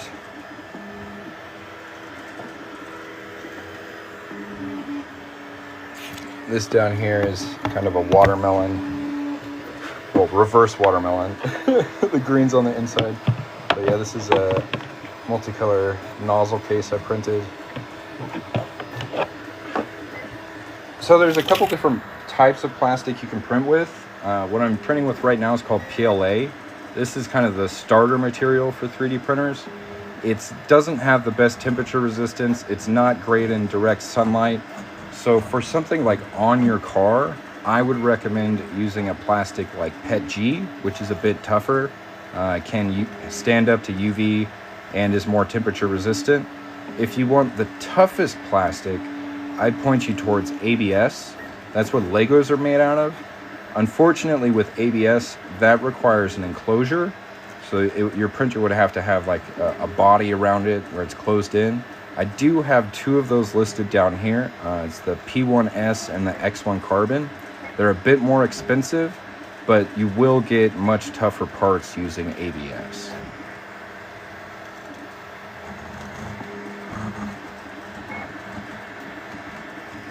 So yeah, PLA isn't great for direct sunlight. It's more for kind of like inside toys and knickknacks and stuff. But PETG or ABS are good options.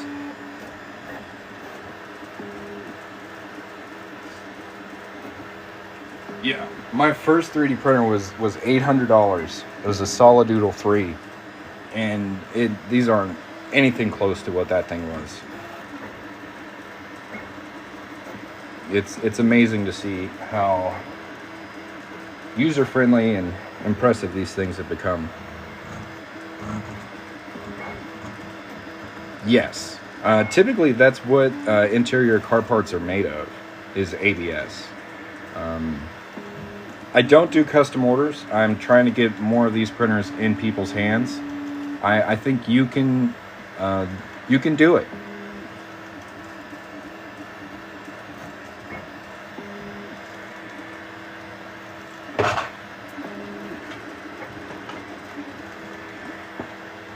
Thank you for the gift. General question, how do you handle the filament sticking to the bed? So far on the Kobra 3, I haven't had to do anything. I've had really good bed adhesion, and I've used the whole print bed. But I've printed on the A1 Mini a bit more. This one's got about 500 print hours on it now. And what I've been using to increase bed adhesion with this is, let's see if I can find it. This stuff. You want to do a really, really thin layer of disappearing purple washable Elmer's glue stick, and that has been pretty useful.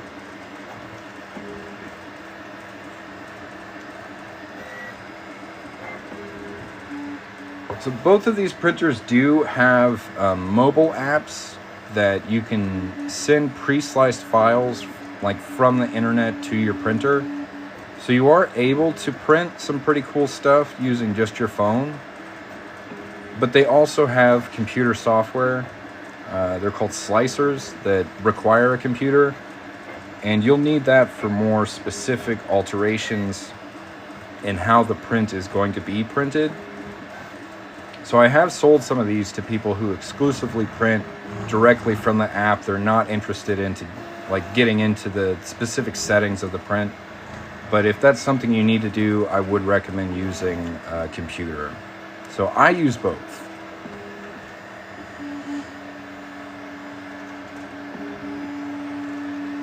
Yeah, and you can surf the library on the app, on both of them, on the Anycubic app and the Handy app for Bamboo, which is pretty cool.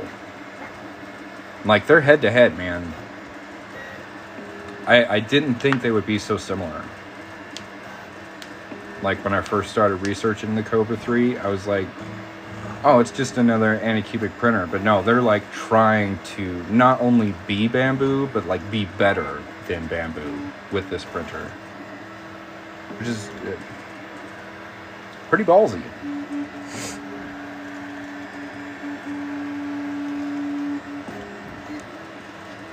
If you're doing 3D scanning, there's a couple like extra steps to get to a 3D printable file. But like, you can go on YouTube and like there'll be videos to show you how to do that.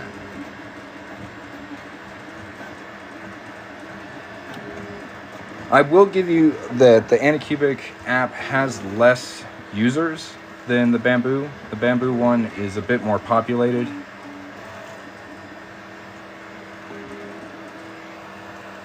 No, you're not wrong, John. Like, Bamboo got the head start, but I think Anycubic is close behind.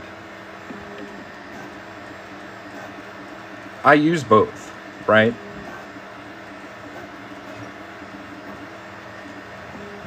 And there's nothing wrong with pulling stuff from Maker World and printing it on your Anycubic, right? Like, there's no rules. You can print whatever you want on whatever you want.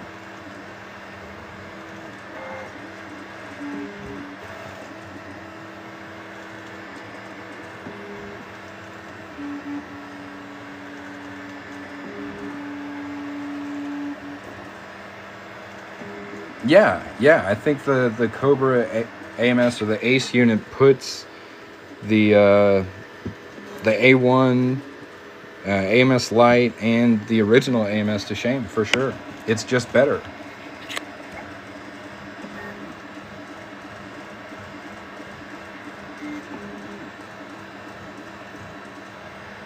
Yeah, Bamboo's really good at holding your hand.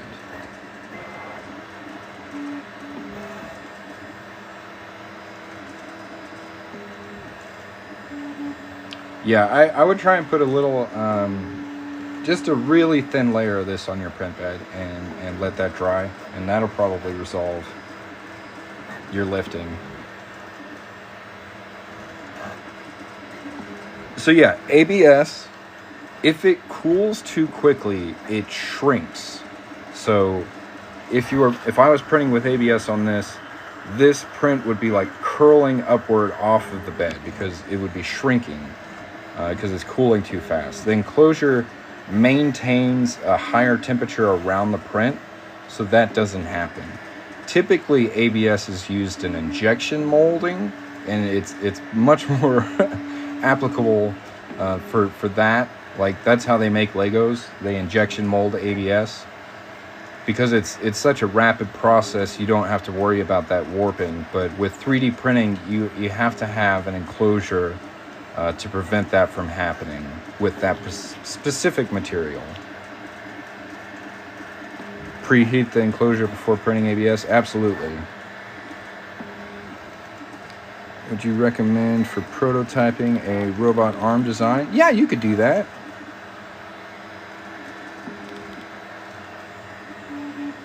I mean, you would probably still need like hardware components, right?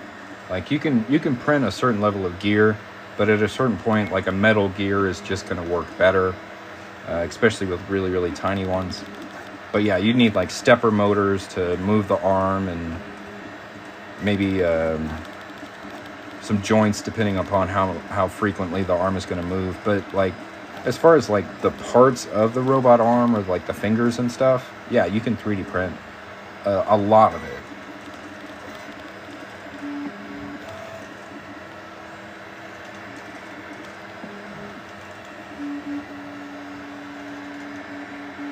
That's true. But again, with the Kobra 3, I've just plugged it in and played. Like, they're very comparable.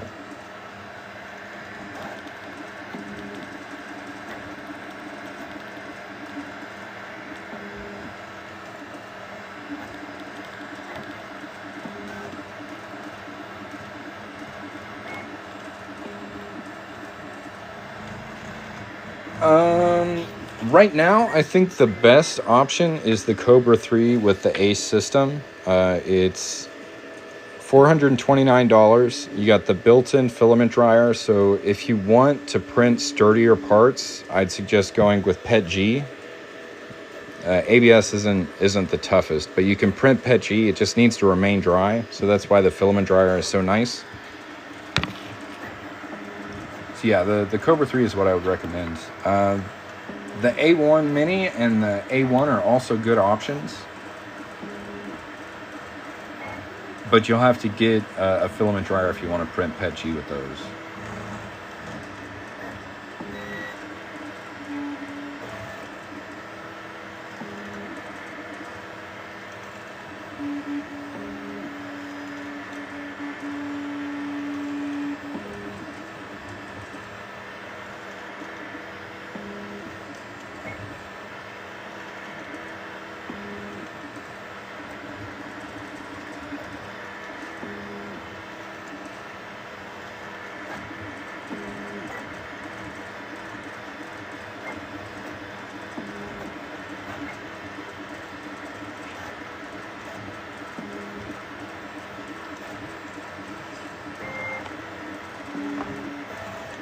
Again, if anybody wants to get a 3D printer, you can tap down here and order you one. If you have any questions, please put them in the chat.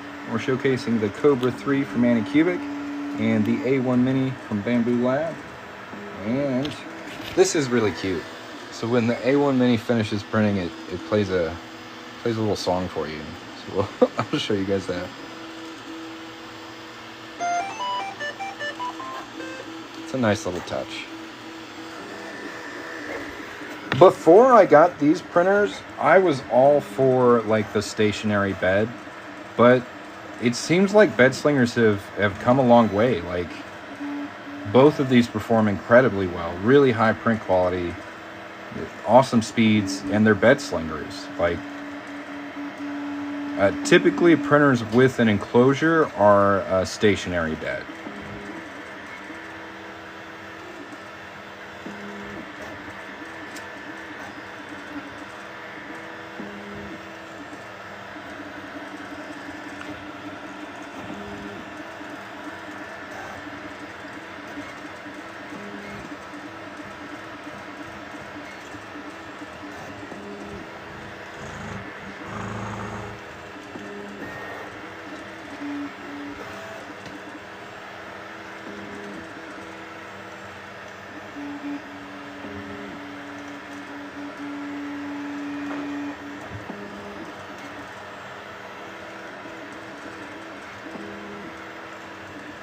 the current nozzle temperature is 210 degrees Celsius. What's a good recommendation for a first printer? I think if you're just starting out, the A1 or the A1 Mini are really good options.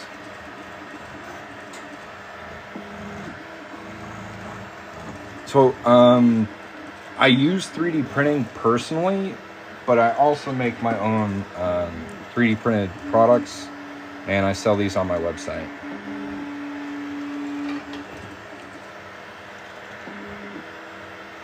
Not a super big fan of Etsy. I do still have a shop there, but I don't spend a lot of time working on it.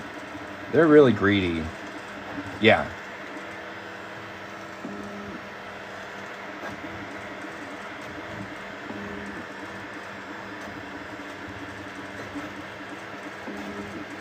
So typically printers with an enclosure, the print bed itself will warm up that area.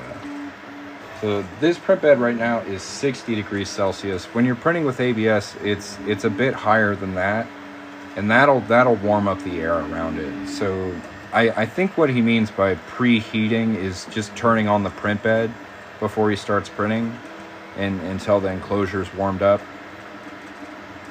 I don't think I may be wrong, but I don't think there's like a specific setting to heat up your enclosure. I think he just turns his print bed on.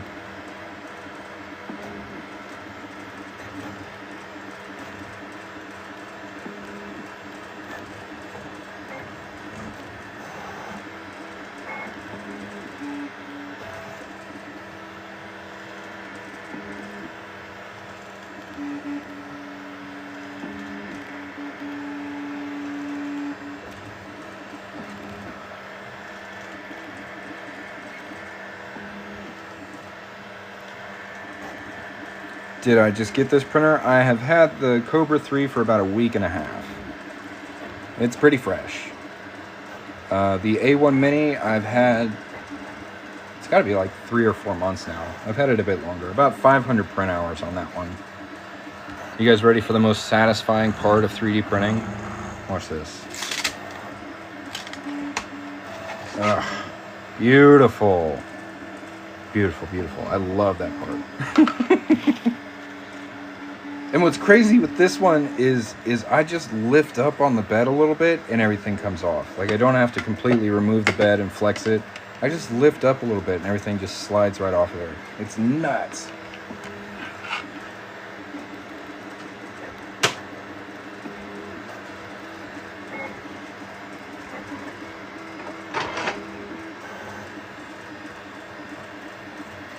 Are those your only 2 printers? I have 2 other printers. There's Zortrax M200s. They're a bit dated, so I don't use them very much. But I do still have them. It's hard to let them go, but they're kind of just shelves at this point.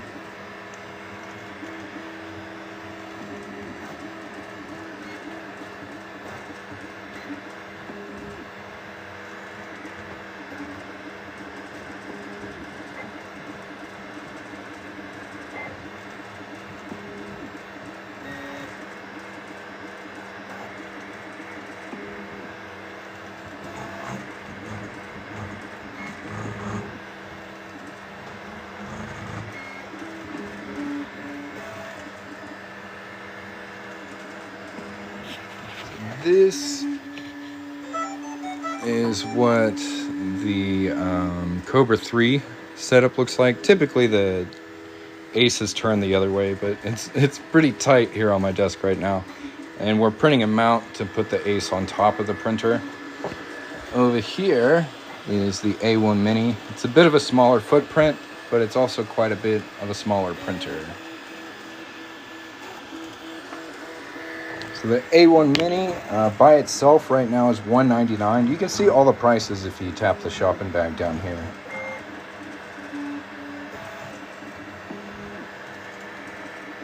I'm really enjoying it. I think it's exceptional. And I've got a Bamboo Lab to compare it to. I think it's better. So I'm glad to hear that, Eric.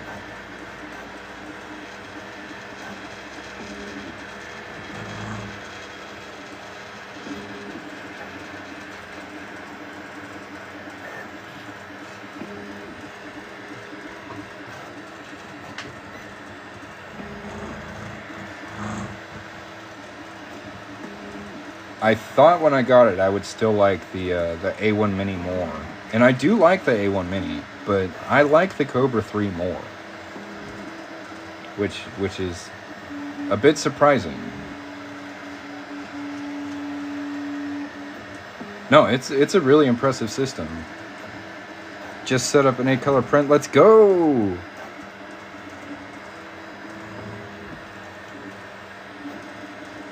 I don't know. I think these are just so new. There's not a lot of information out there about them. Yeah, the enclosed filament dryer sold me. I was like, let's go. I've got quite a few colors of PET G coming in the mail in the next week or so, and I'm gonna load this thing up with PET G, do multicolor PET G prints without worrying about moisture in my filament. I'm stoked about it.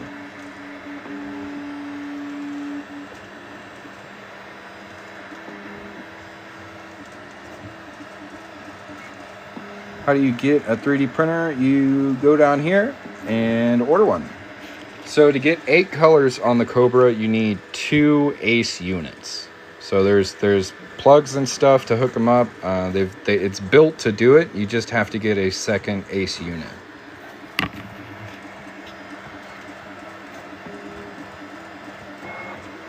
So I just keep them in my my workshop here. Not the tidiest, but this is where I make coin rings. It's just kind of a workbench. And then I've got this printer on a little shelf over here. Just like a back wall.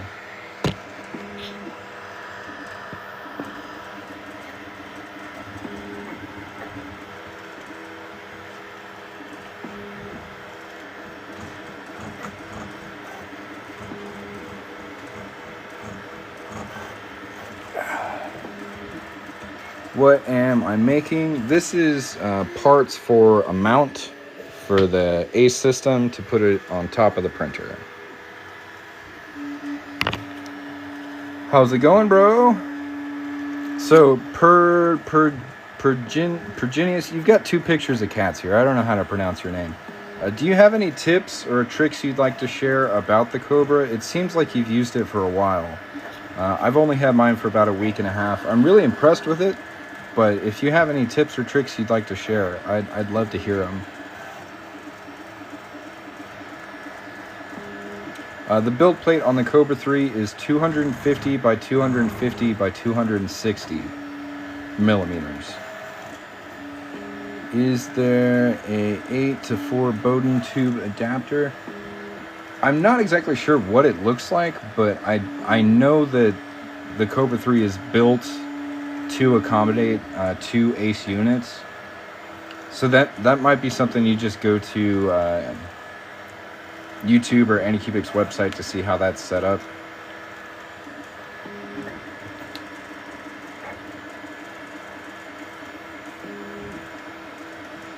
Like there's got to be like a troubleshoot video out there to show you how to do it. It is cool. We sold something. Let's go. Not really. It prints great right out of the box. Totally. That has been my experience. It prints freaking great out of the box. Like, no lie. This is the 3rd print I did on this machine. Typically with 3D printers, you're testing benchies and doing calibration cubes and cats. This was the 3rd print I did. Look at the size of this. Look at the intricacy. Look at all these holes. They're perfect. Everything is perfect. And it's completely flat. I'm just really, really impressed. And it came off the print bed so easy. Like I said, with the bamboo printer, I have to take the bed off and flex it, which is like whatever. With this one, I just lift up a little bit on this part once it's cooled down, and they just slide. They slide right off like butter. It's crazy.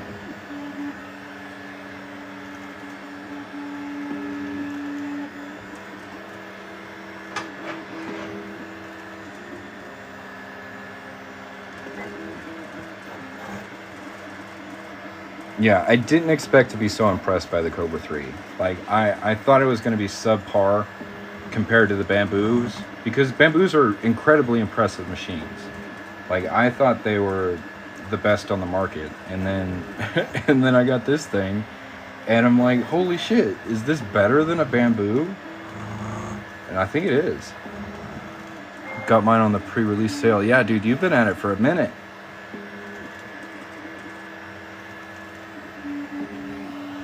We sold something else. Let's go. Have 2 bamboos, 2 works just as well. Yeah, putting them side by side, they're very comparable. Still getting the A1. Well, I mean, check this out. This setup, $70 cheaper than the A1 combo. A1 combo is $489. This is $429. It's got a built-in filament dryer. If you add a second ACE unit, you can print up to 8 colors. The A1's limited to 4. It's got its own app, just like bamboo. It's got its own slicer, just like bamboo. It's a little faster too. Like, max print speed on this is advertised at 600 millimeters per second. Max print speed on the A1 is 500 millimeters per second. I think this is better. I think it's better. And that's hard to say, because the A1 is impressive. Like, the A1 is a hard printer to compete against, and I think the Kobra 3 beat it.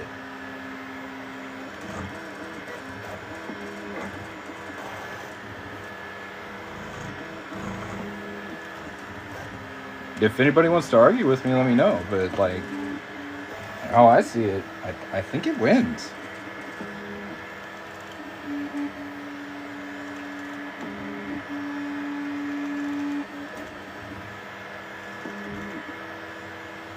If anybody wants to get one, tap a little shopping bag down here.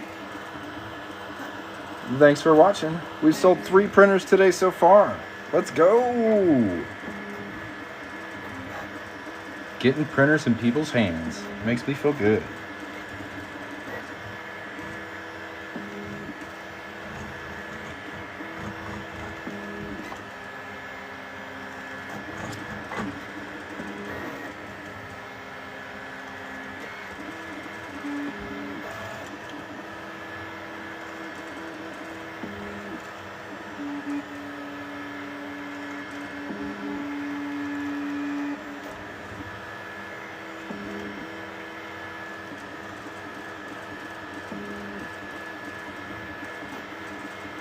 Again, if you have any questions, feel free to put them in the chat. If you'd like to check out all the cool stuff I've got down here, I do encourage you to give it a tap. If you're enjoying the live, tap the screen and hit the follow button. And don't be shy.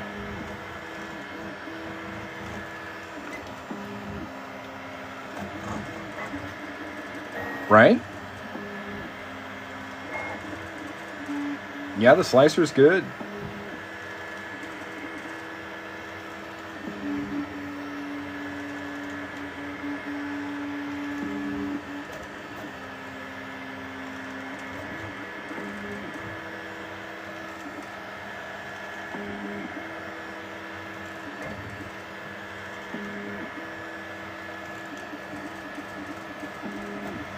So I haven't tested their silk PLA yet. I did test their glow PLA. That's what I've got over here. And I'm actually printing a big old skull just like this one, but it's going to be purple glow. And I haven't had any issues with it. Here's the other print I did with it. Came out good. And then I did a fidget spinner, and it's like semi-transparent, so you can like see the infill, which is pretty cool. So glow is abrasive, so that's why I've got it on the external spool holder. You don't want to put glow-in-the-dark filament on your AMS. I'm also printing it with a 0.6 millimeter hardened nozzle, so it's not going to tear up this nozzle. It'll be all right.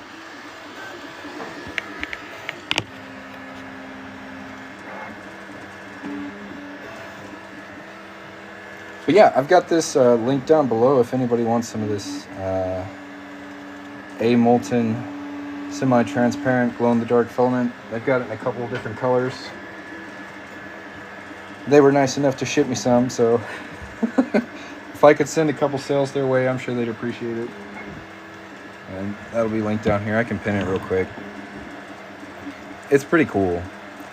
I don't know why the picture of it looks like that. It's pretty weird.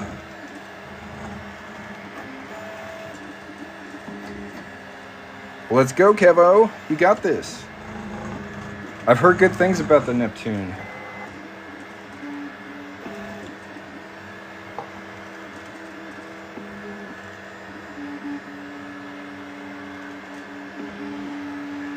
I'm not gonna lie, free filament is pretty cool.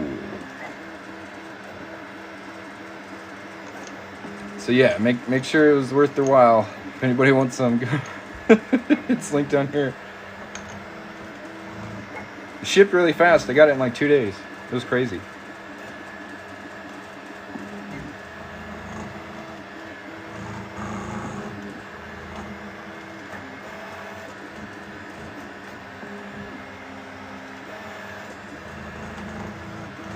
And I haven't really seen a lot of like purple glow-in-the-dark filament. Like I've seen a lot of glow-in-the-dark filament, but not purple. It's actually purple. So this is pretty cool. Quitty. I'm like 50-50 on the quitties. I've had people come in here and swear by them, say it's their favorite printer they've ever had. And then I've had people come in here and say it's been nothing but problems. I personally don't have any experience with that brand, so I can't be super helpful with that decision. If you were asking about Bamboos or the Kobra 3, I could help you, but as far as quitties go, I don't really know.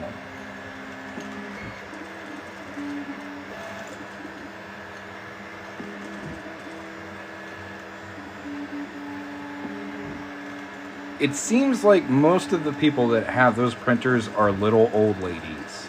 I don't know what that tells you, but that's the impression I've got. It's like they're marketing towards little old ladies. You don't seem like a little old lady to me. But I mean, it might work for you. I don't know.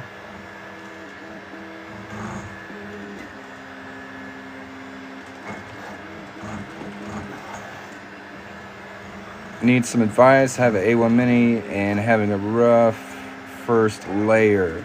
Have you cleaned your bed at all? Like since you got it? Am I using printing for my store or for fun? Both. So I print and prototype tools that I sell online, and I also print useful stuff like this mount. So these are parts to mount this on top of the printer. So a little of both. I make fun toys for my kids and 3D print stuff for my customers.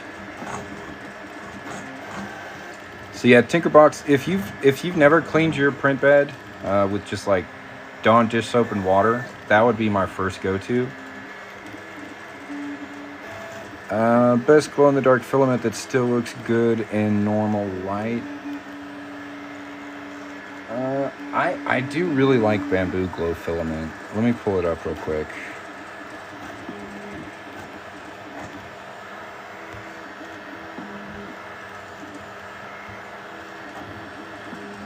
This one.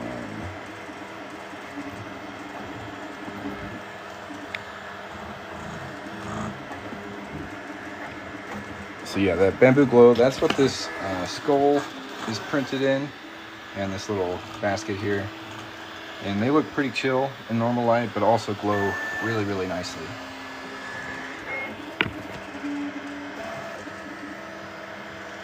Have a good day.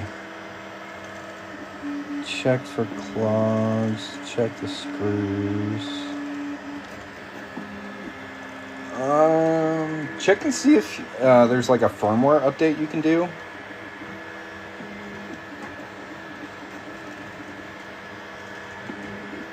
I clean my printer whenever I start having bed adhesion issues.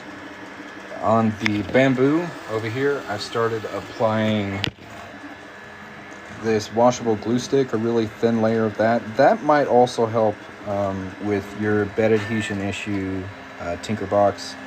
If you try and put a little disappearing glue on your bed, that may help. So far on the Kobra, I haven't had to add anything. This print bed is pretty good, but for the bamboo, I have had to add a little glue. But I've got 500 print hours on that bed.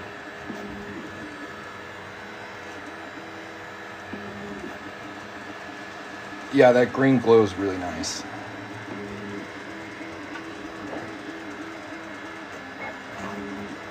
I like it a lot.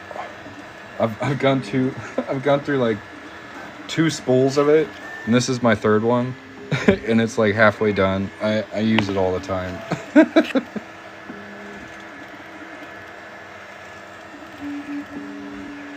About every 200 to 250 print hours, I'll go through and clean my rails and grease stuff.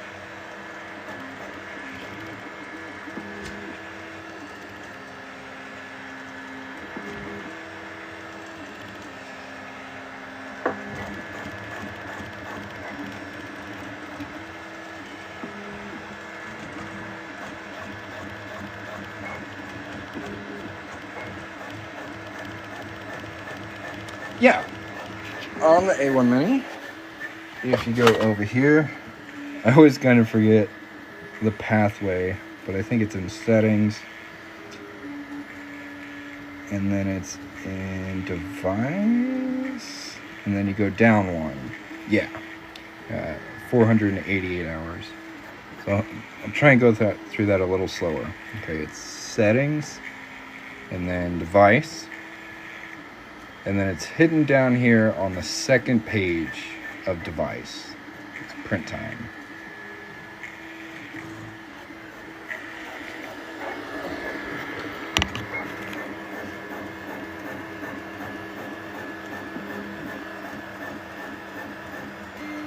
If anybody else has any questions, feel free to put them in the chat. If you want to get a 3D printer, these are all at least $100 off right now on the TikTok shop. Pretty good deals all around. We've sold 3 3D printers today. Can we make it 4? I don't know. That's up to you guys. Go down there and check it out. Find the one that's right for you. If you have any questions, please put them in the chat.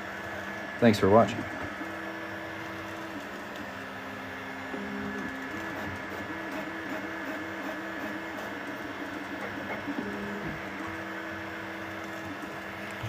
So I do get a lot of criticism about how my print bed looks on my A1 Mini, because you can just see like the residue of the glue on it. But like this first layer is like perfect. Like it just grabs right on and it stays. So I'm a big fan of the disappearing purple glue stick. It works very good. You just don't want to have too much on there. A really thin layer does a lot of work.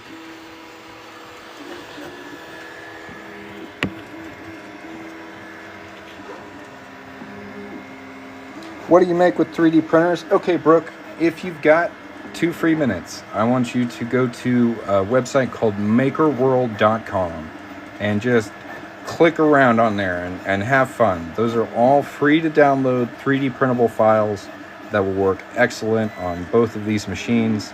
They're well tested, and there's a lot of really useful and cute stuff on there. Go check it out. If MakerWorld doesn't make you want to buy a 3D printer, you're Looney Tunes. Like, if you guys have never been there, go visit. 2 minutes on makerworld.com. Check it out. Come back here, buy a printer.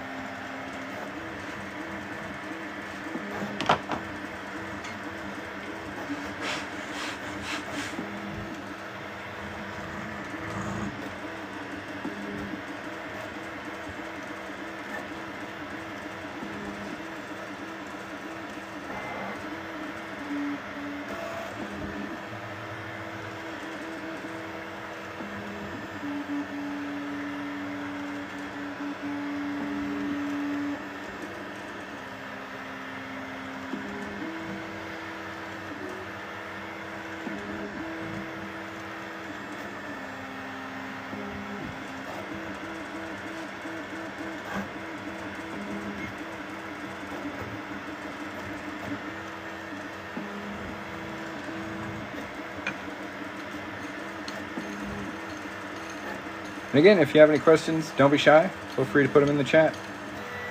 And hit that follow button. Tap the screen a couple times. Let's get to 3,000 likes or something cool like that, guys.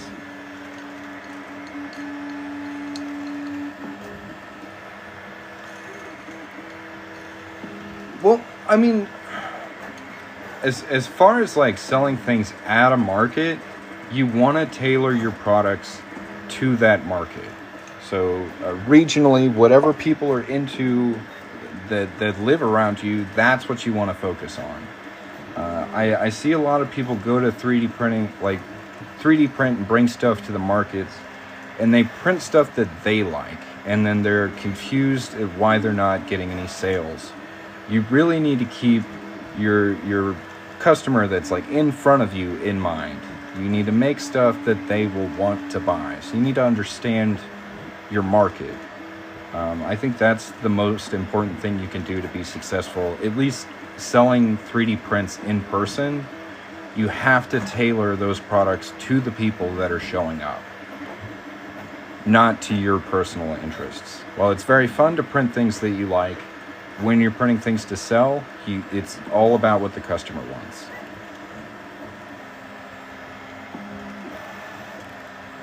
Yeah, what can't you make with a 3D printer, right?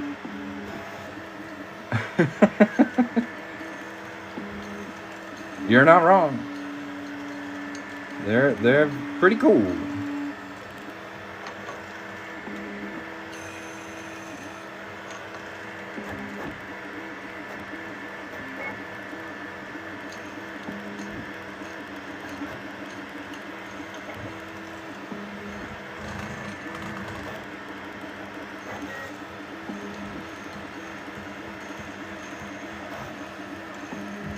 Typically, a spool of plastic for 3D printing costs around like $20 to $25. I've got some linked down here if you want to take a look. Those are specifically glow-in-the-dark filaments, because that's what I'm testing over here. This is a molten purple glow-in-the-dark. So that's what we're testing, so that's why I have it linked down there. But typically it's about $20 to $25 for a spool. And most places that sell plastic offer discounts if you buy in bulk. So here on TikTok, at least with Bamboo Labs filament, their PLA, if you buy 4 spools, it's 20% off. And they have similar deals on their website as well as Anycubic. So usually when you buy filament, you want to buy, at least 4 spools, so you can save some money. Some places offer a bigger discount on like 8 or bigger bulk orders. They'll be less expensive.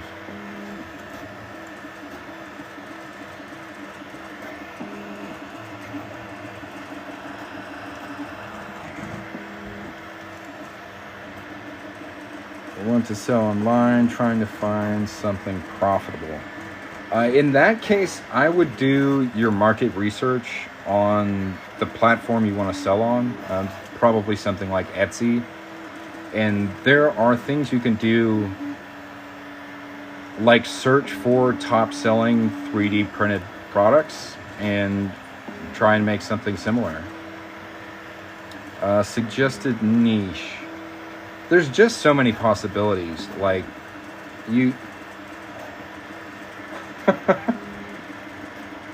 there's lots of things that you can pick from. It's hard to niche down 3D printing because there's so much you can do with it.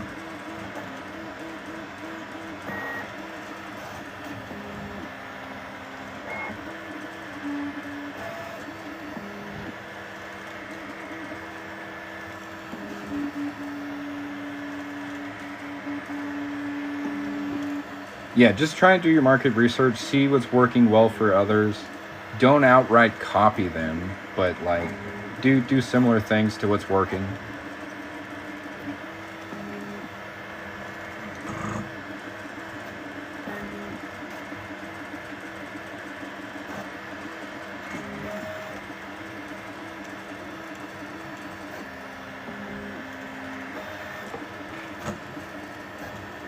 If anybody else has any questions, feel free to put them in the chat. If you'd like to check out these 3D printers, I've got them linked down here. Go ahead and pin that Kobra back. Where is it? There it is. So we sold 3 of these Kobras today so far. If anybody else wants one, tab that shopping bag.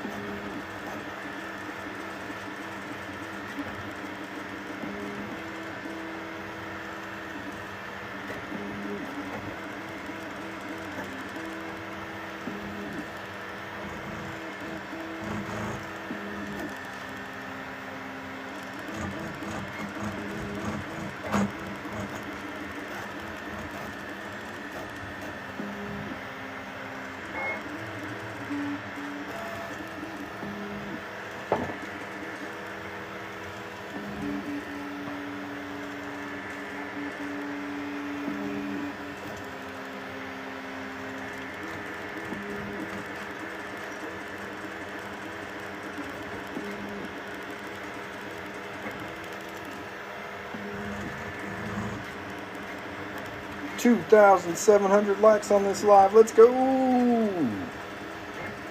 If you're just joining in, we're showing off the Anycubic Kobra 3 combo and the A1 Mini AMS combo from Bamboo Lab. If you have any questions about these printers, feel free to put them in the chat. Thanks for watching.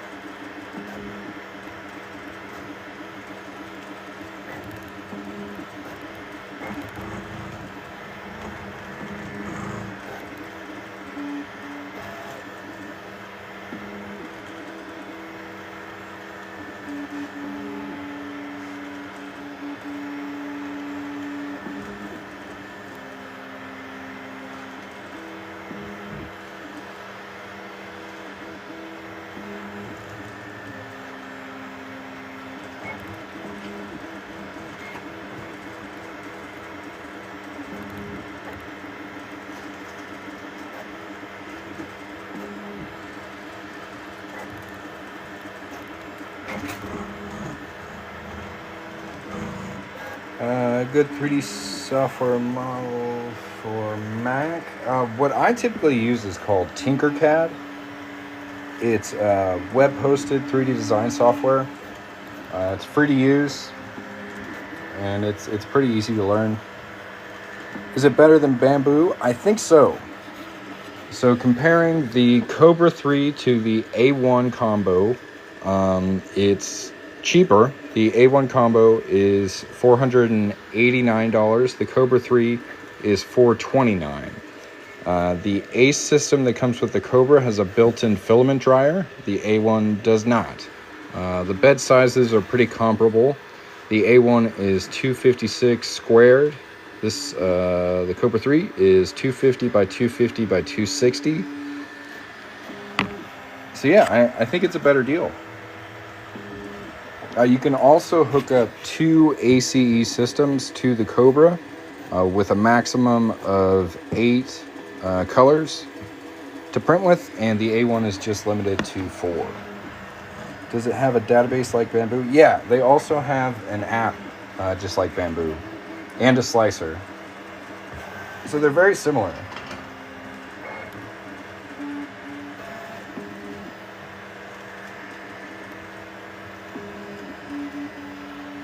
But yeah, I've got the A1 Mini over here, so I can easily compare the two. And I do think the Kobra 3 is better. Especially if you're printing with PETG, because it's got that built-in filament dryer, which is pretty handy. They both have very similar print quality. They both print really well.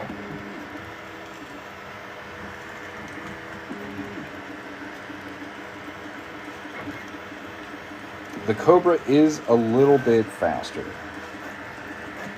So the max print speed on the A1 is 500 millimeters per second. The max print speed on the Kobra is 600 millimeters per second.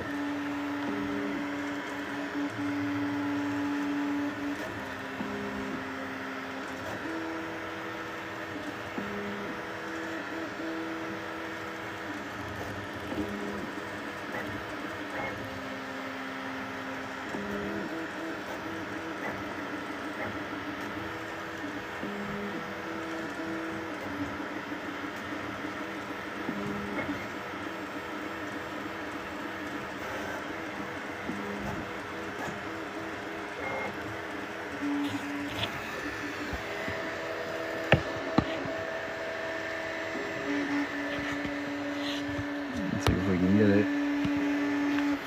I don't know. I don't know.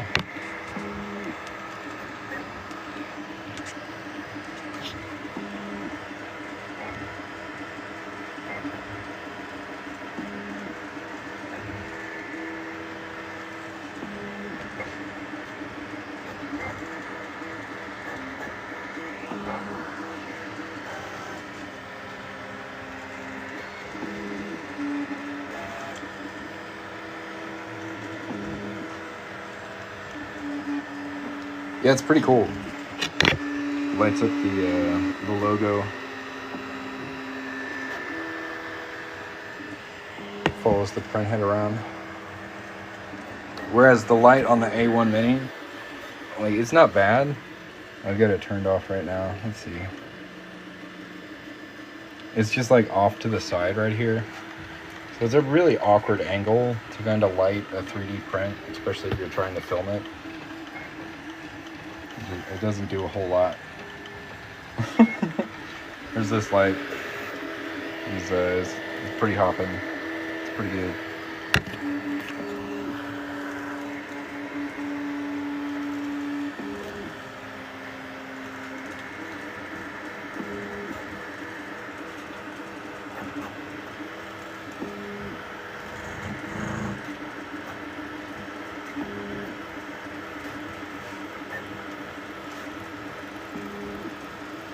Well, if you guys have any questions, feel free to put them in the chat. If you want to get a printer, tap down here and get you one. Thanks for watching.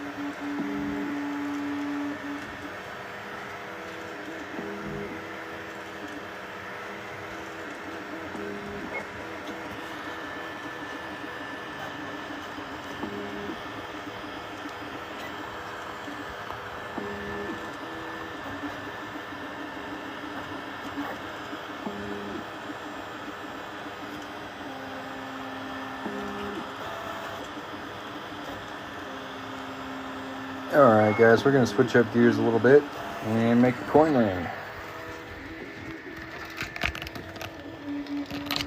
I've got these coin rings available in all 50 states, in copper and 90% silver. This one is a South Carolina, and we're going to make it into a size 7 ring before your eyes. This has 2 hours left on it. Total print time is like 4.5 hours.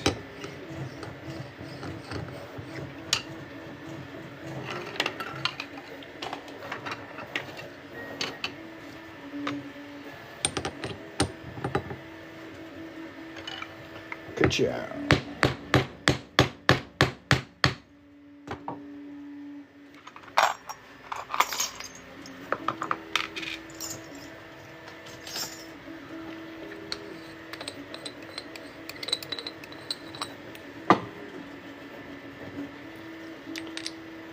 It is not illegal.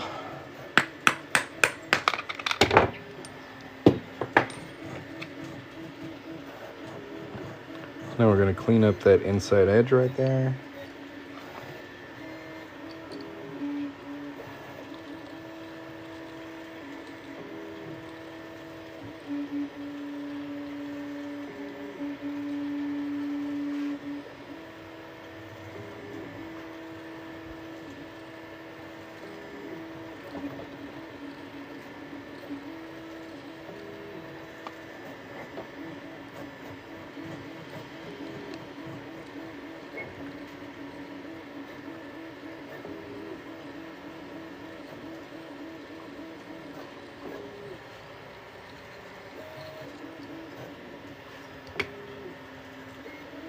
Very nice.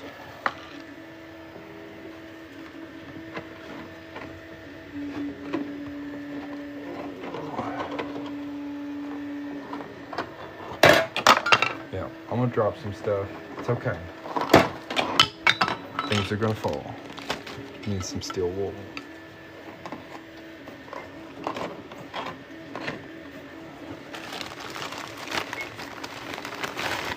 Boom.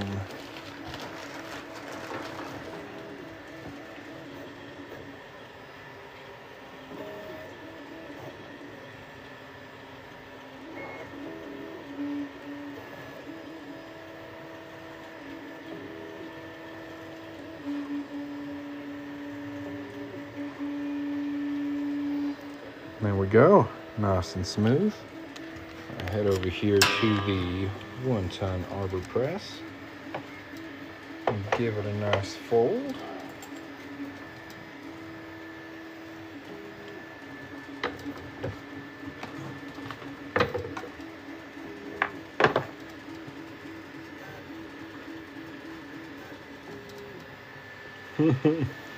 Nice. Now you got to be careful with those eBay coin rings.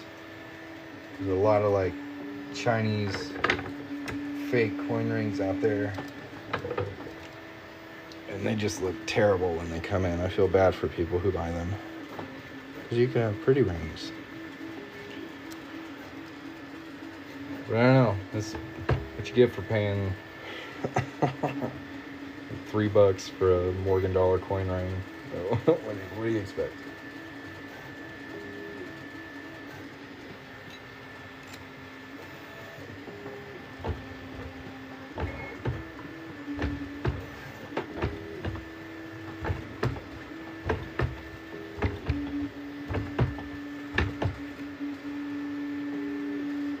Again, I've got these in all 50 states in copper and 90% silver. Just got to pick what kind of metal you want, your state and your ring size, and I'll get to work on it for you. If you have any questions, feel free to put them in the chat. Thanks for watching.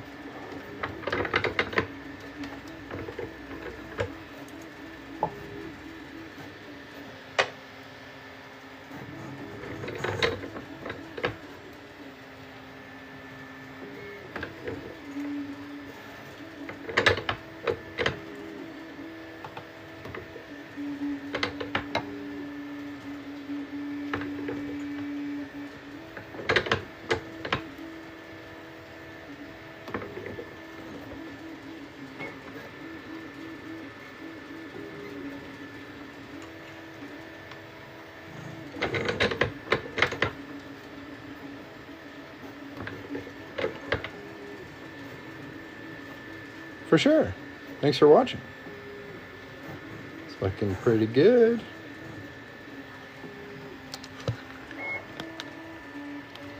All right, the next step is if you look on the inside of the ring, right under the text here, there's a bit of a raised lip of metal there.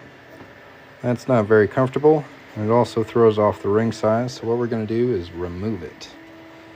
To do that, we're going to use my handy little deburring buddy. This is a tool I designed myself. If there are any coin ring makers out there and you'd like to get one of these, just Google deburring buddy or visit this place right here. It's pretty handy though. Your coin ring just kind of fits in there.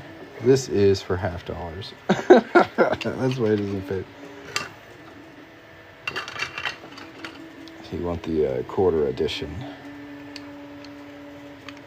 Yeah, and then your coin ring just slides right in there. Hold it for you, get your dang hand out of the way, so you can deburr the inside of that ring without any issues.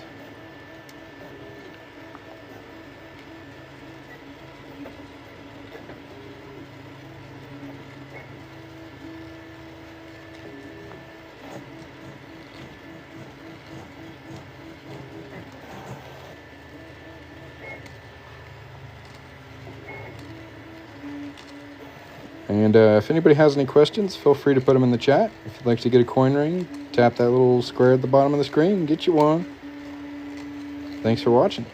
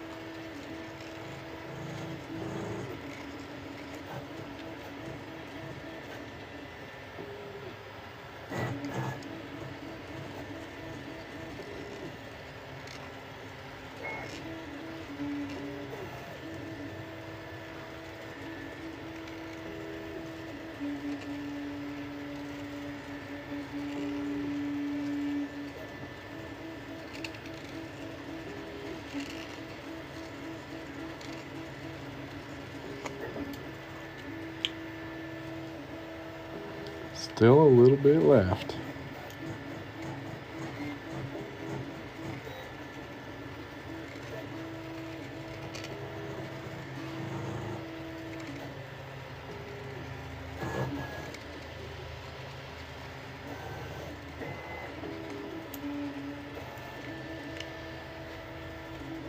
There we go.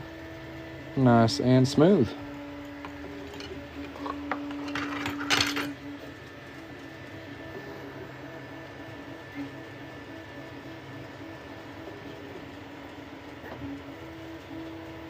For anyone who's just joined in, this was a South Carolina quarter. And now, it's a pretty handsome little ring. I'm currently printing. These are arms for a mount to put this on top of this printer. And this one is printing a glow-in-the-dark purple skull. Very similar to this, but it's going to be purple. And yeah, that's what I'm printing. I should have changed the infill pattern on this to gyroid. The rectangle pattern is like rubble strips. So that's the annoying sound you're hearing in the background. Is my failure to slice this properly. I feel like such a fool.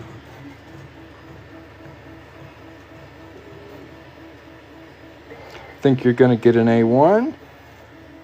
It's a good choice.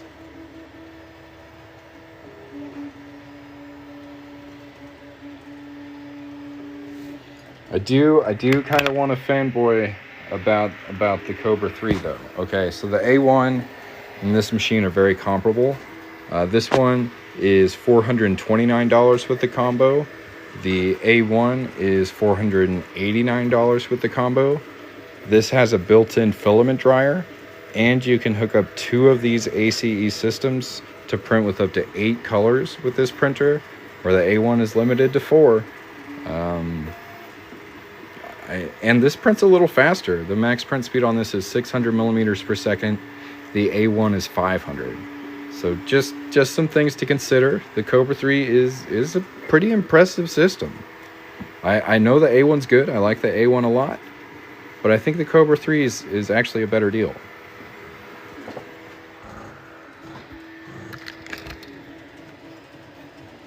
So the A1's build plate is 256 cubed. The Kobra 3 is 250 by 250 by 260.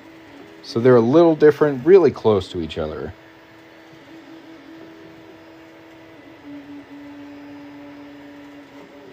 The A1's a little wider, but the Kobra is actually a little taller.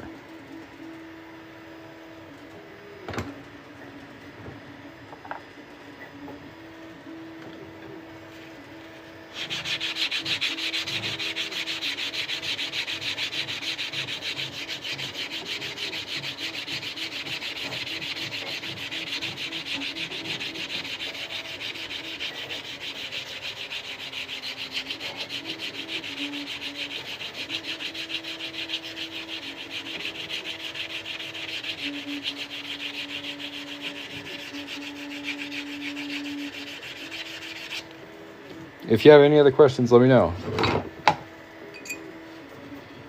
It's pretty close. We got to get it down to a 7. I'll shrink her down a bit.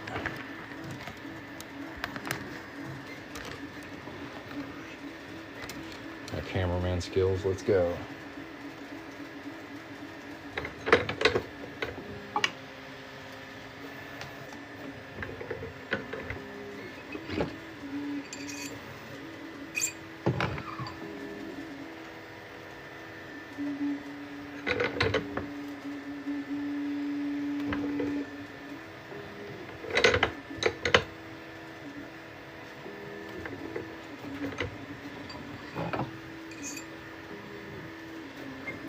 Perfect. Sorry for the shaky cam.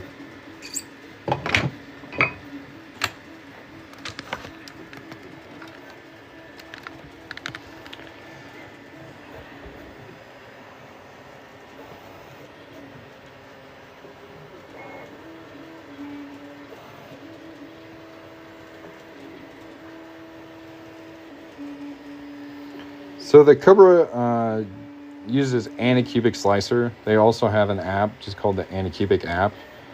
So they're really trying to like match bamboo in every aspect and kind of outpace them.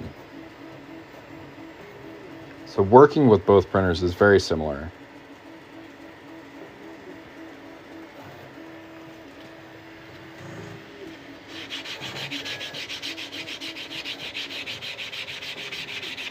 But yeah, it's just called the Anycubic slicer. I don't know if I pronounce it right. Anycubic.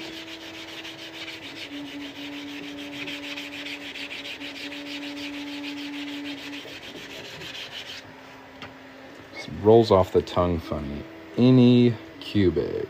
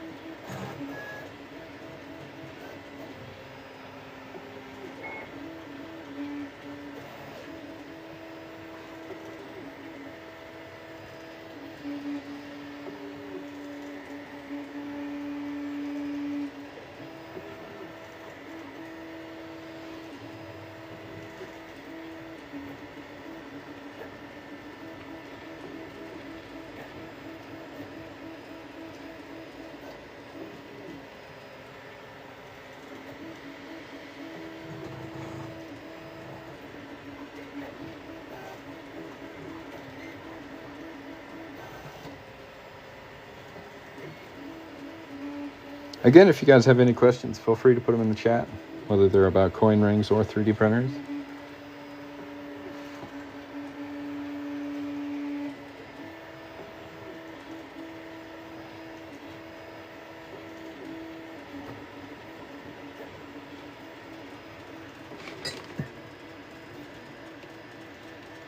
And if you're enjoying the live, hit the follow button.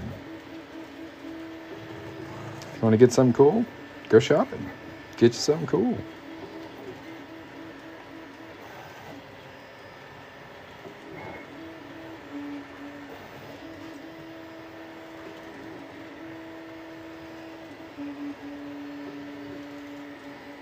How do you get the eyeball for my 3D printer? Go to the pinned video on my TikTok profile. It's got the name of the file and the location, shows you how I print it and install it. If you do go watch that video, make sure to, like it and favorite it and leave a nice comment and share it with a friend who might think it's interesting. But yeah,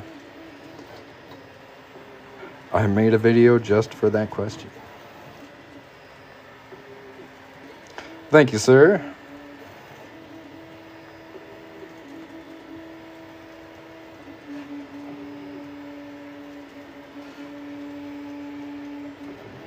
Here we go, nice and shiny.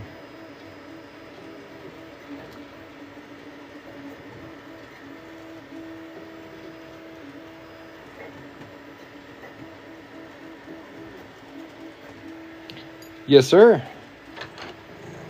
See, I've got them linked down here.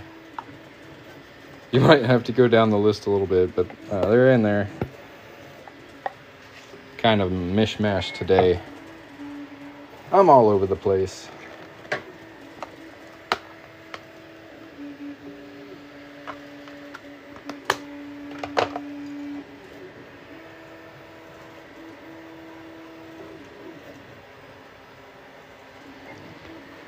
So if you tell me which printer you're looking for, I can pull it up for you.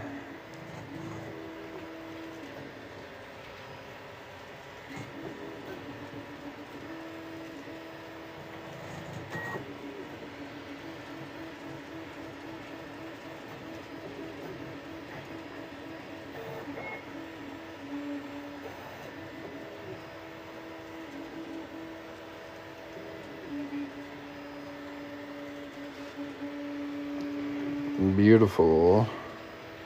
Very nice. Should fit my pinky pretty good. South Carolina quarter coin ring, guys. Very nice.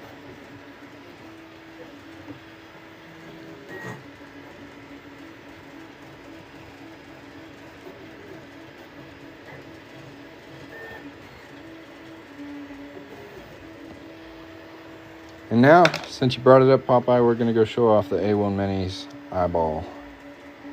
Let's go check him out. See what he's up to. A1 Mini eyeball.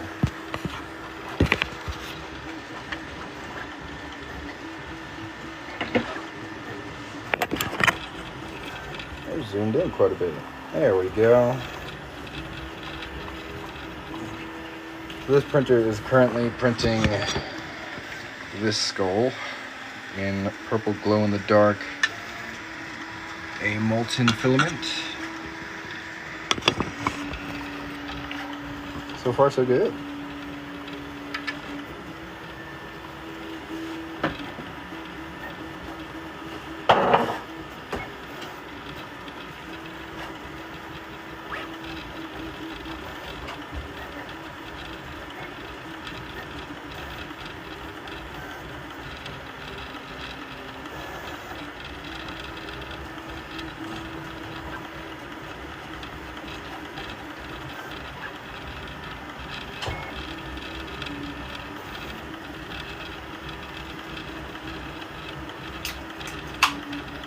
If you have any questions about the A1 Mini, feel free to put them in the chat. If you're enjoying the live, make sure to tap the screen and hit the follow button. If you want to get yourself a 3D printer, tap the little squares at the bottom of the screen that let you buy stuff. Thanks for watching.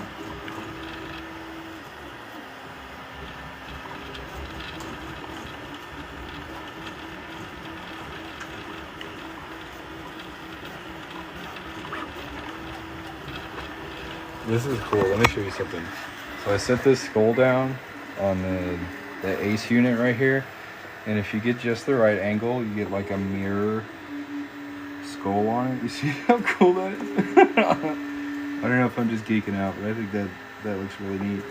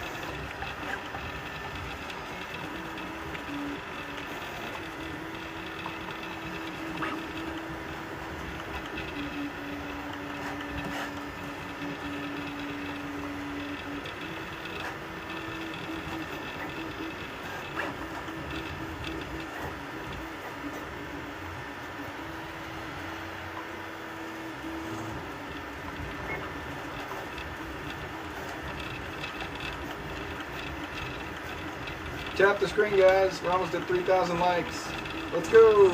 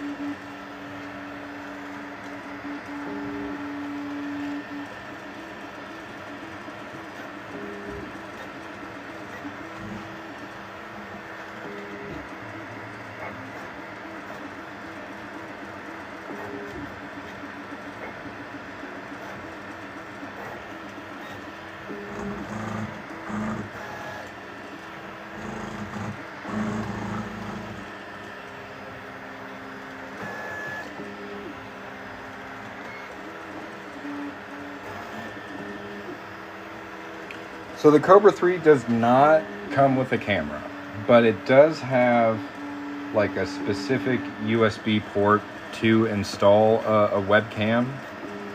So you can hook a camera up to it, and it's got like software and hardware to handle like time lapses and camera work, but it doesn't come with a camera. That being said, the A1 and the A1 Mini do come with a camera, but it's a really low frame rate. Doesn't make great time-lapse videos.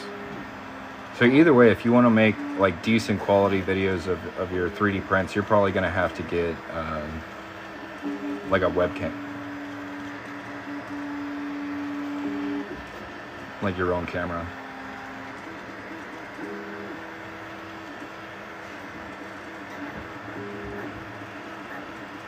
I do think that is one thing that the Kobra 3 is kind of lacking on, but it's like $70 cheaper for the combo. So you can go throw, I don't know, 15, 30 bucks at a webcam. Decent investment.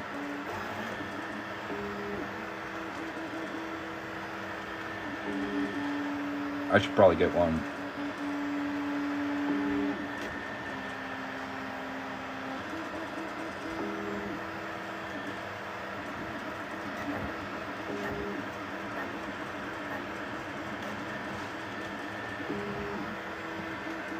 It's a good question.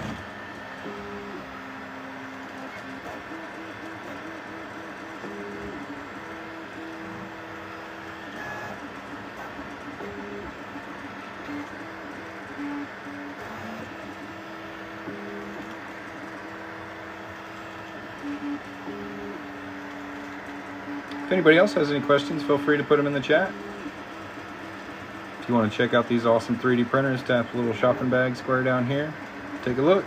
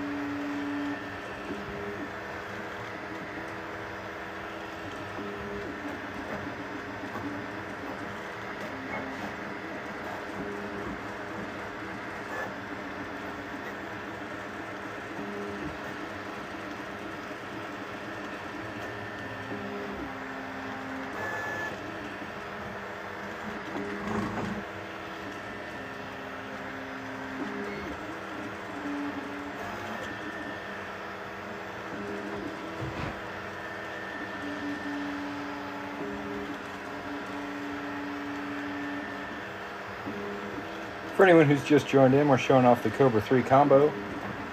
Pretty sweet 3D printer. If you guys have any questions about it, please let me know.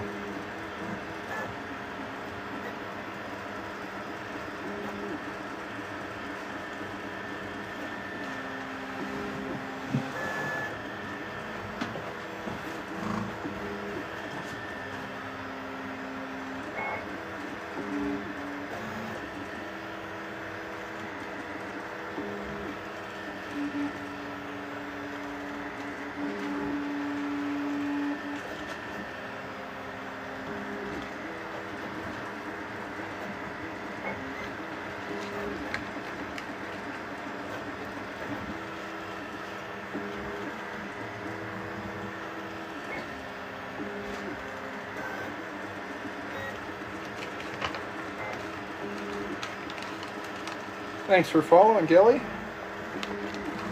If you haven't yet, hit the follow button, guys.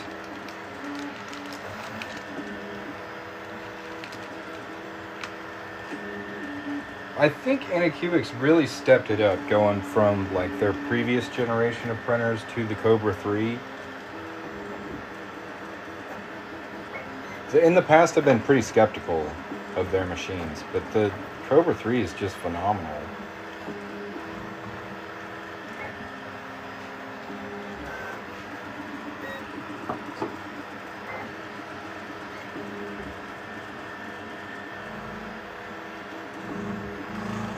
So if it's at all possible, I would try and reach out to Anycubic and see if you can exchange.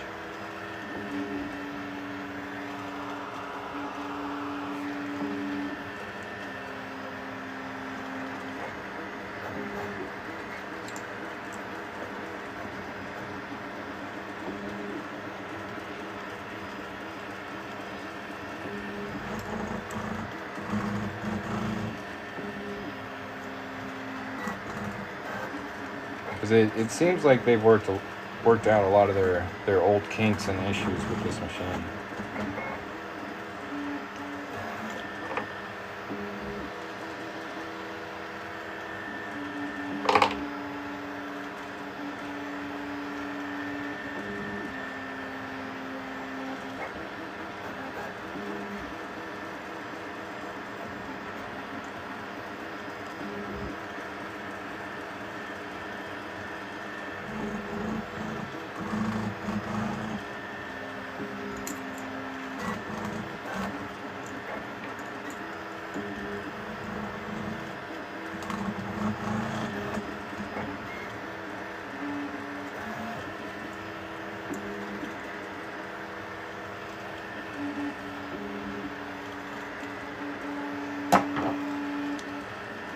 Again, if you guys have any questions, feel free to let me know. I like questions. Makes the live more interesting. If you do want to get a 3D printer, I've got quite a few of them listed below, and they're all at least $100 off, so go take a look. If you're enjoying the live, tap the screen a couple times and hit the follow button. Thanks for watching.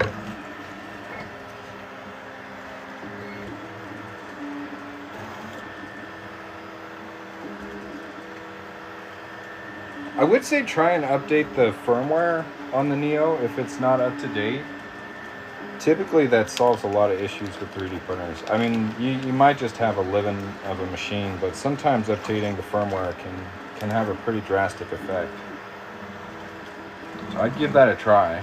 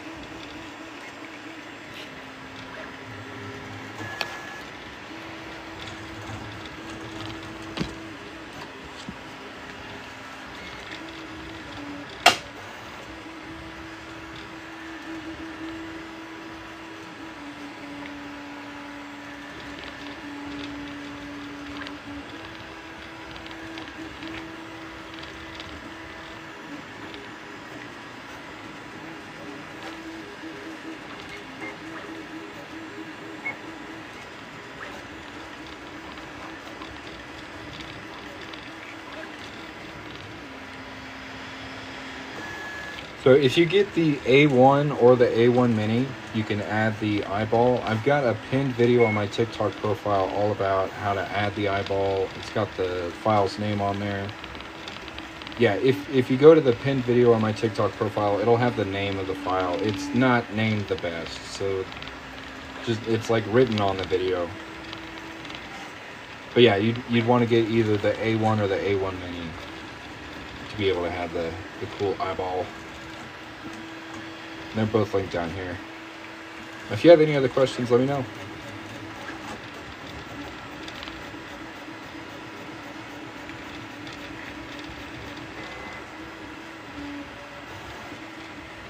A1's pretty sweet.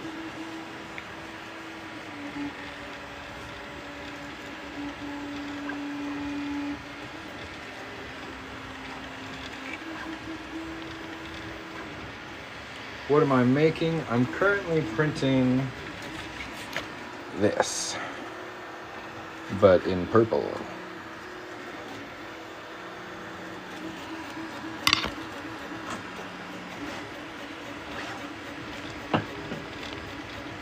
I think so.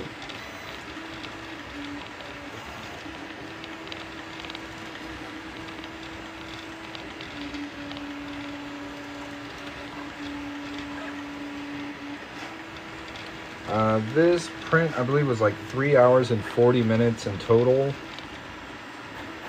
And it's got 2 hours and 30 minutes left. But I am using a 0.6 millimeter nozzle, so it's a bit faster than the standard 0.4 millimeter nozzle. With the 0.4, it'd probably take about 5 hours. Cost of material, that one's tricky. I pulled this from a previous slice, so I can't tell you how much filament it uses. I'm not sure. Probably under $5.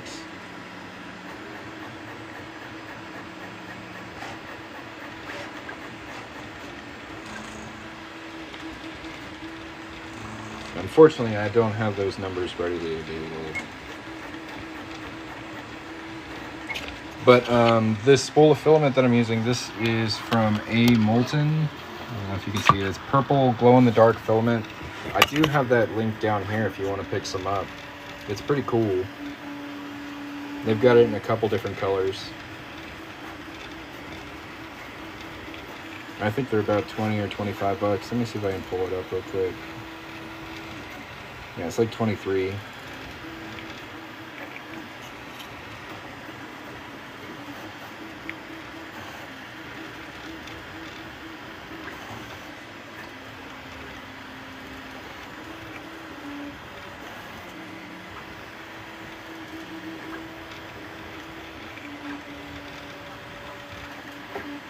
Well, pretty much you just need the printer and some plastic to print with.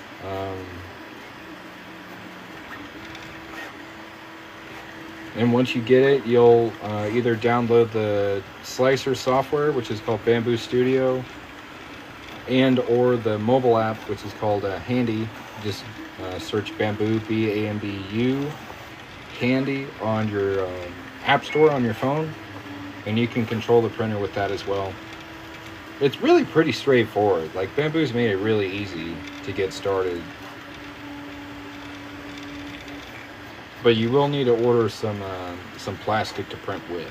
That does not come with the machine.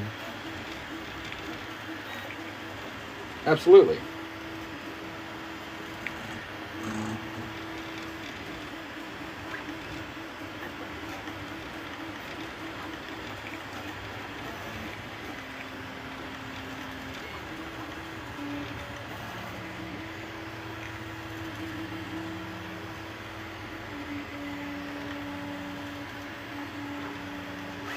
If you have any other questions, let me know.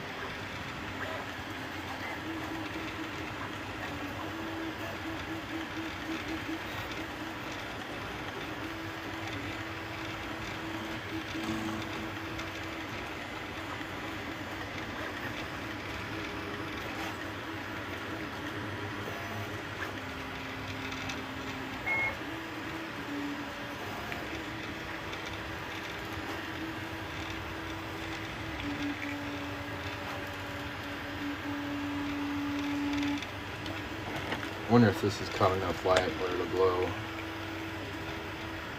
Doesn't look like it.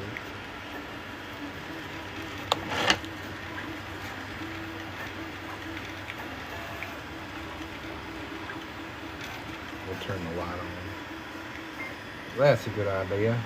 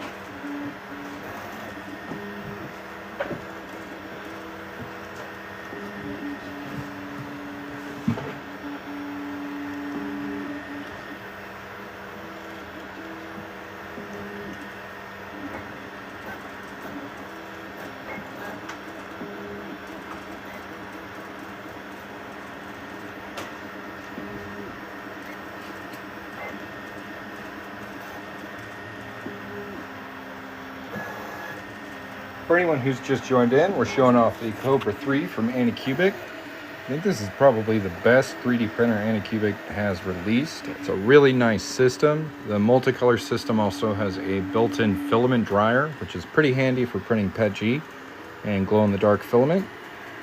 A decent-sized print bed, 250 by 250 by 260 millimeters. You can actually hook up 2 of these ACE units to it to print with up to 8 colors. It's a pretty good little combo for 429 bucks. If anybody's interested in getting one but has some questions, feel free to put them in the chat.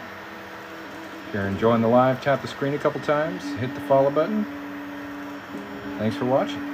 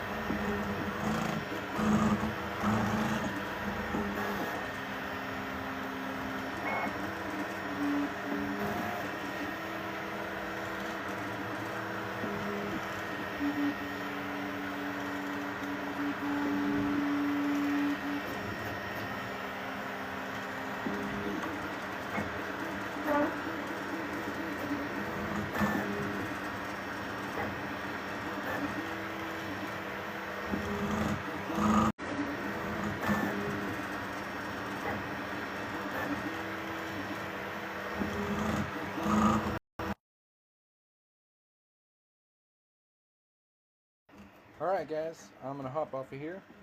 Catch you next time. Peace.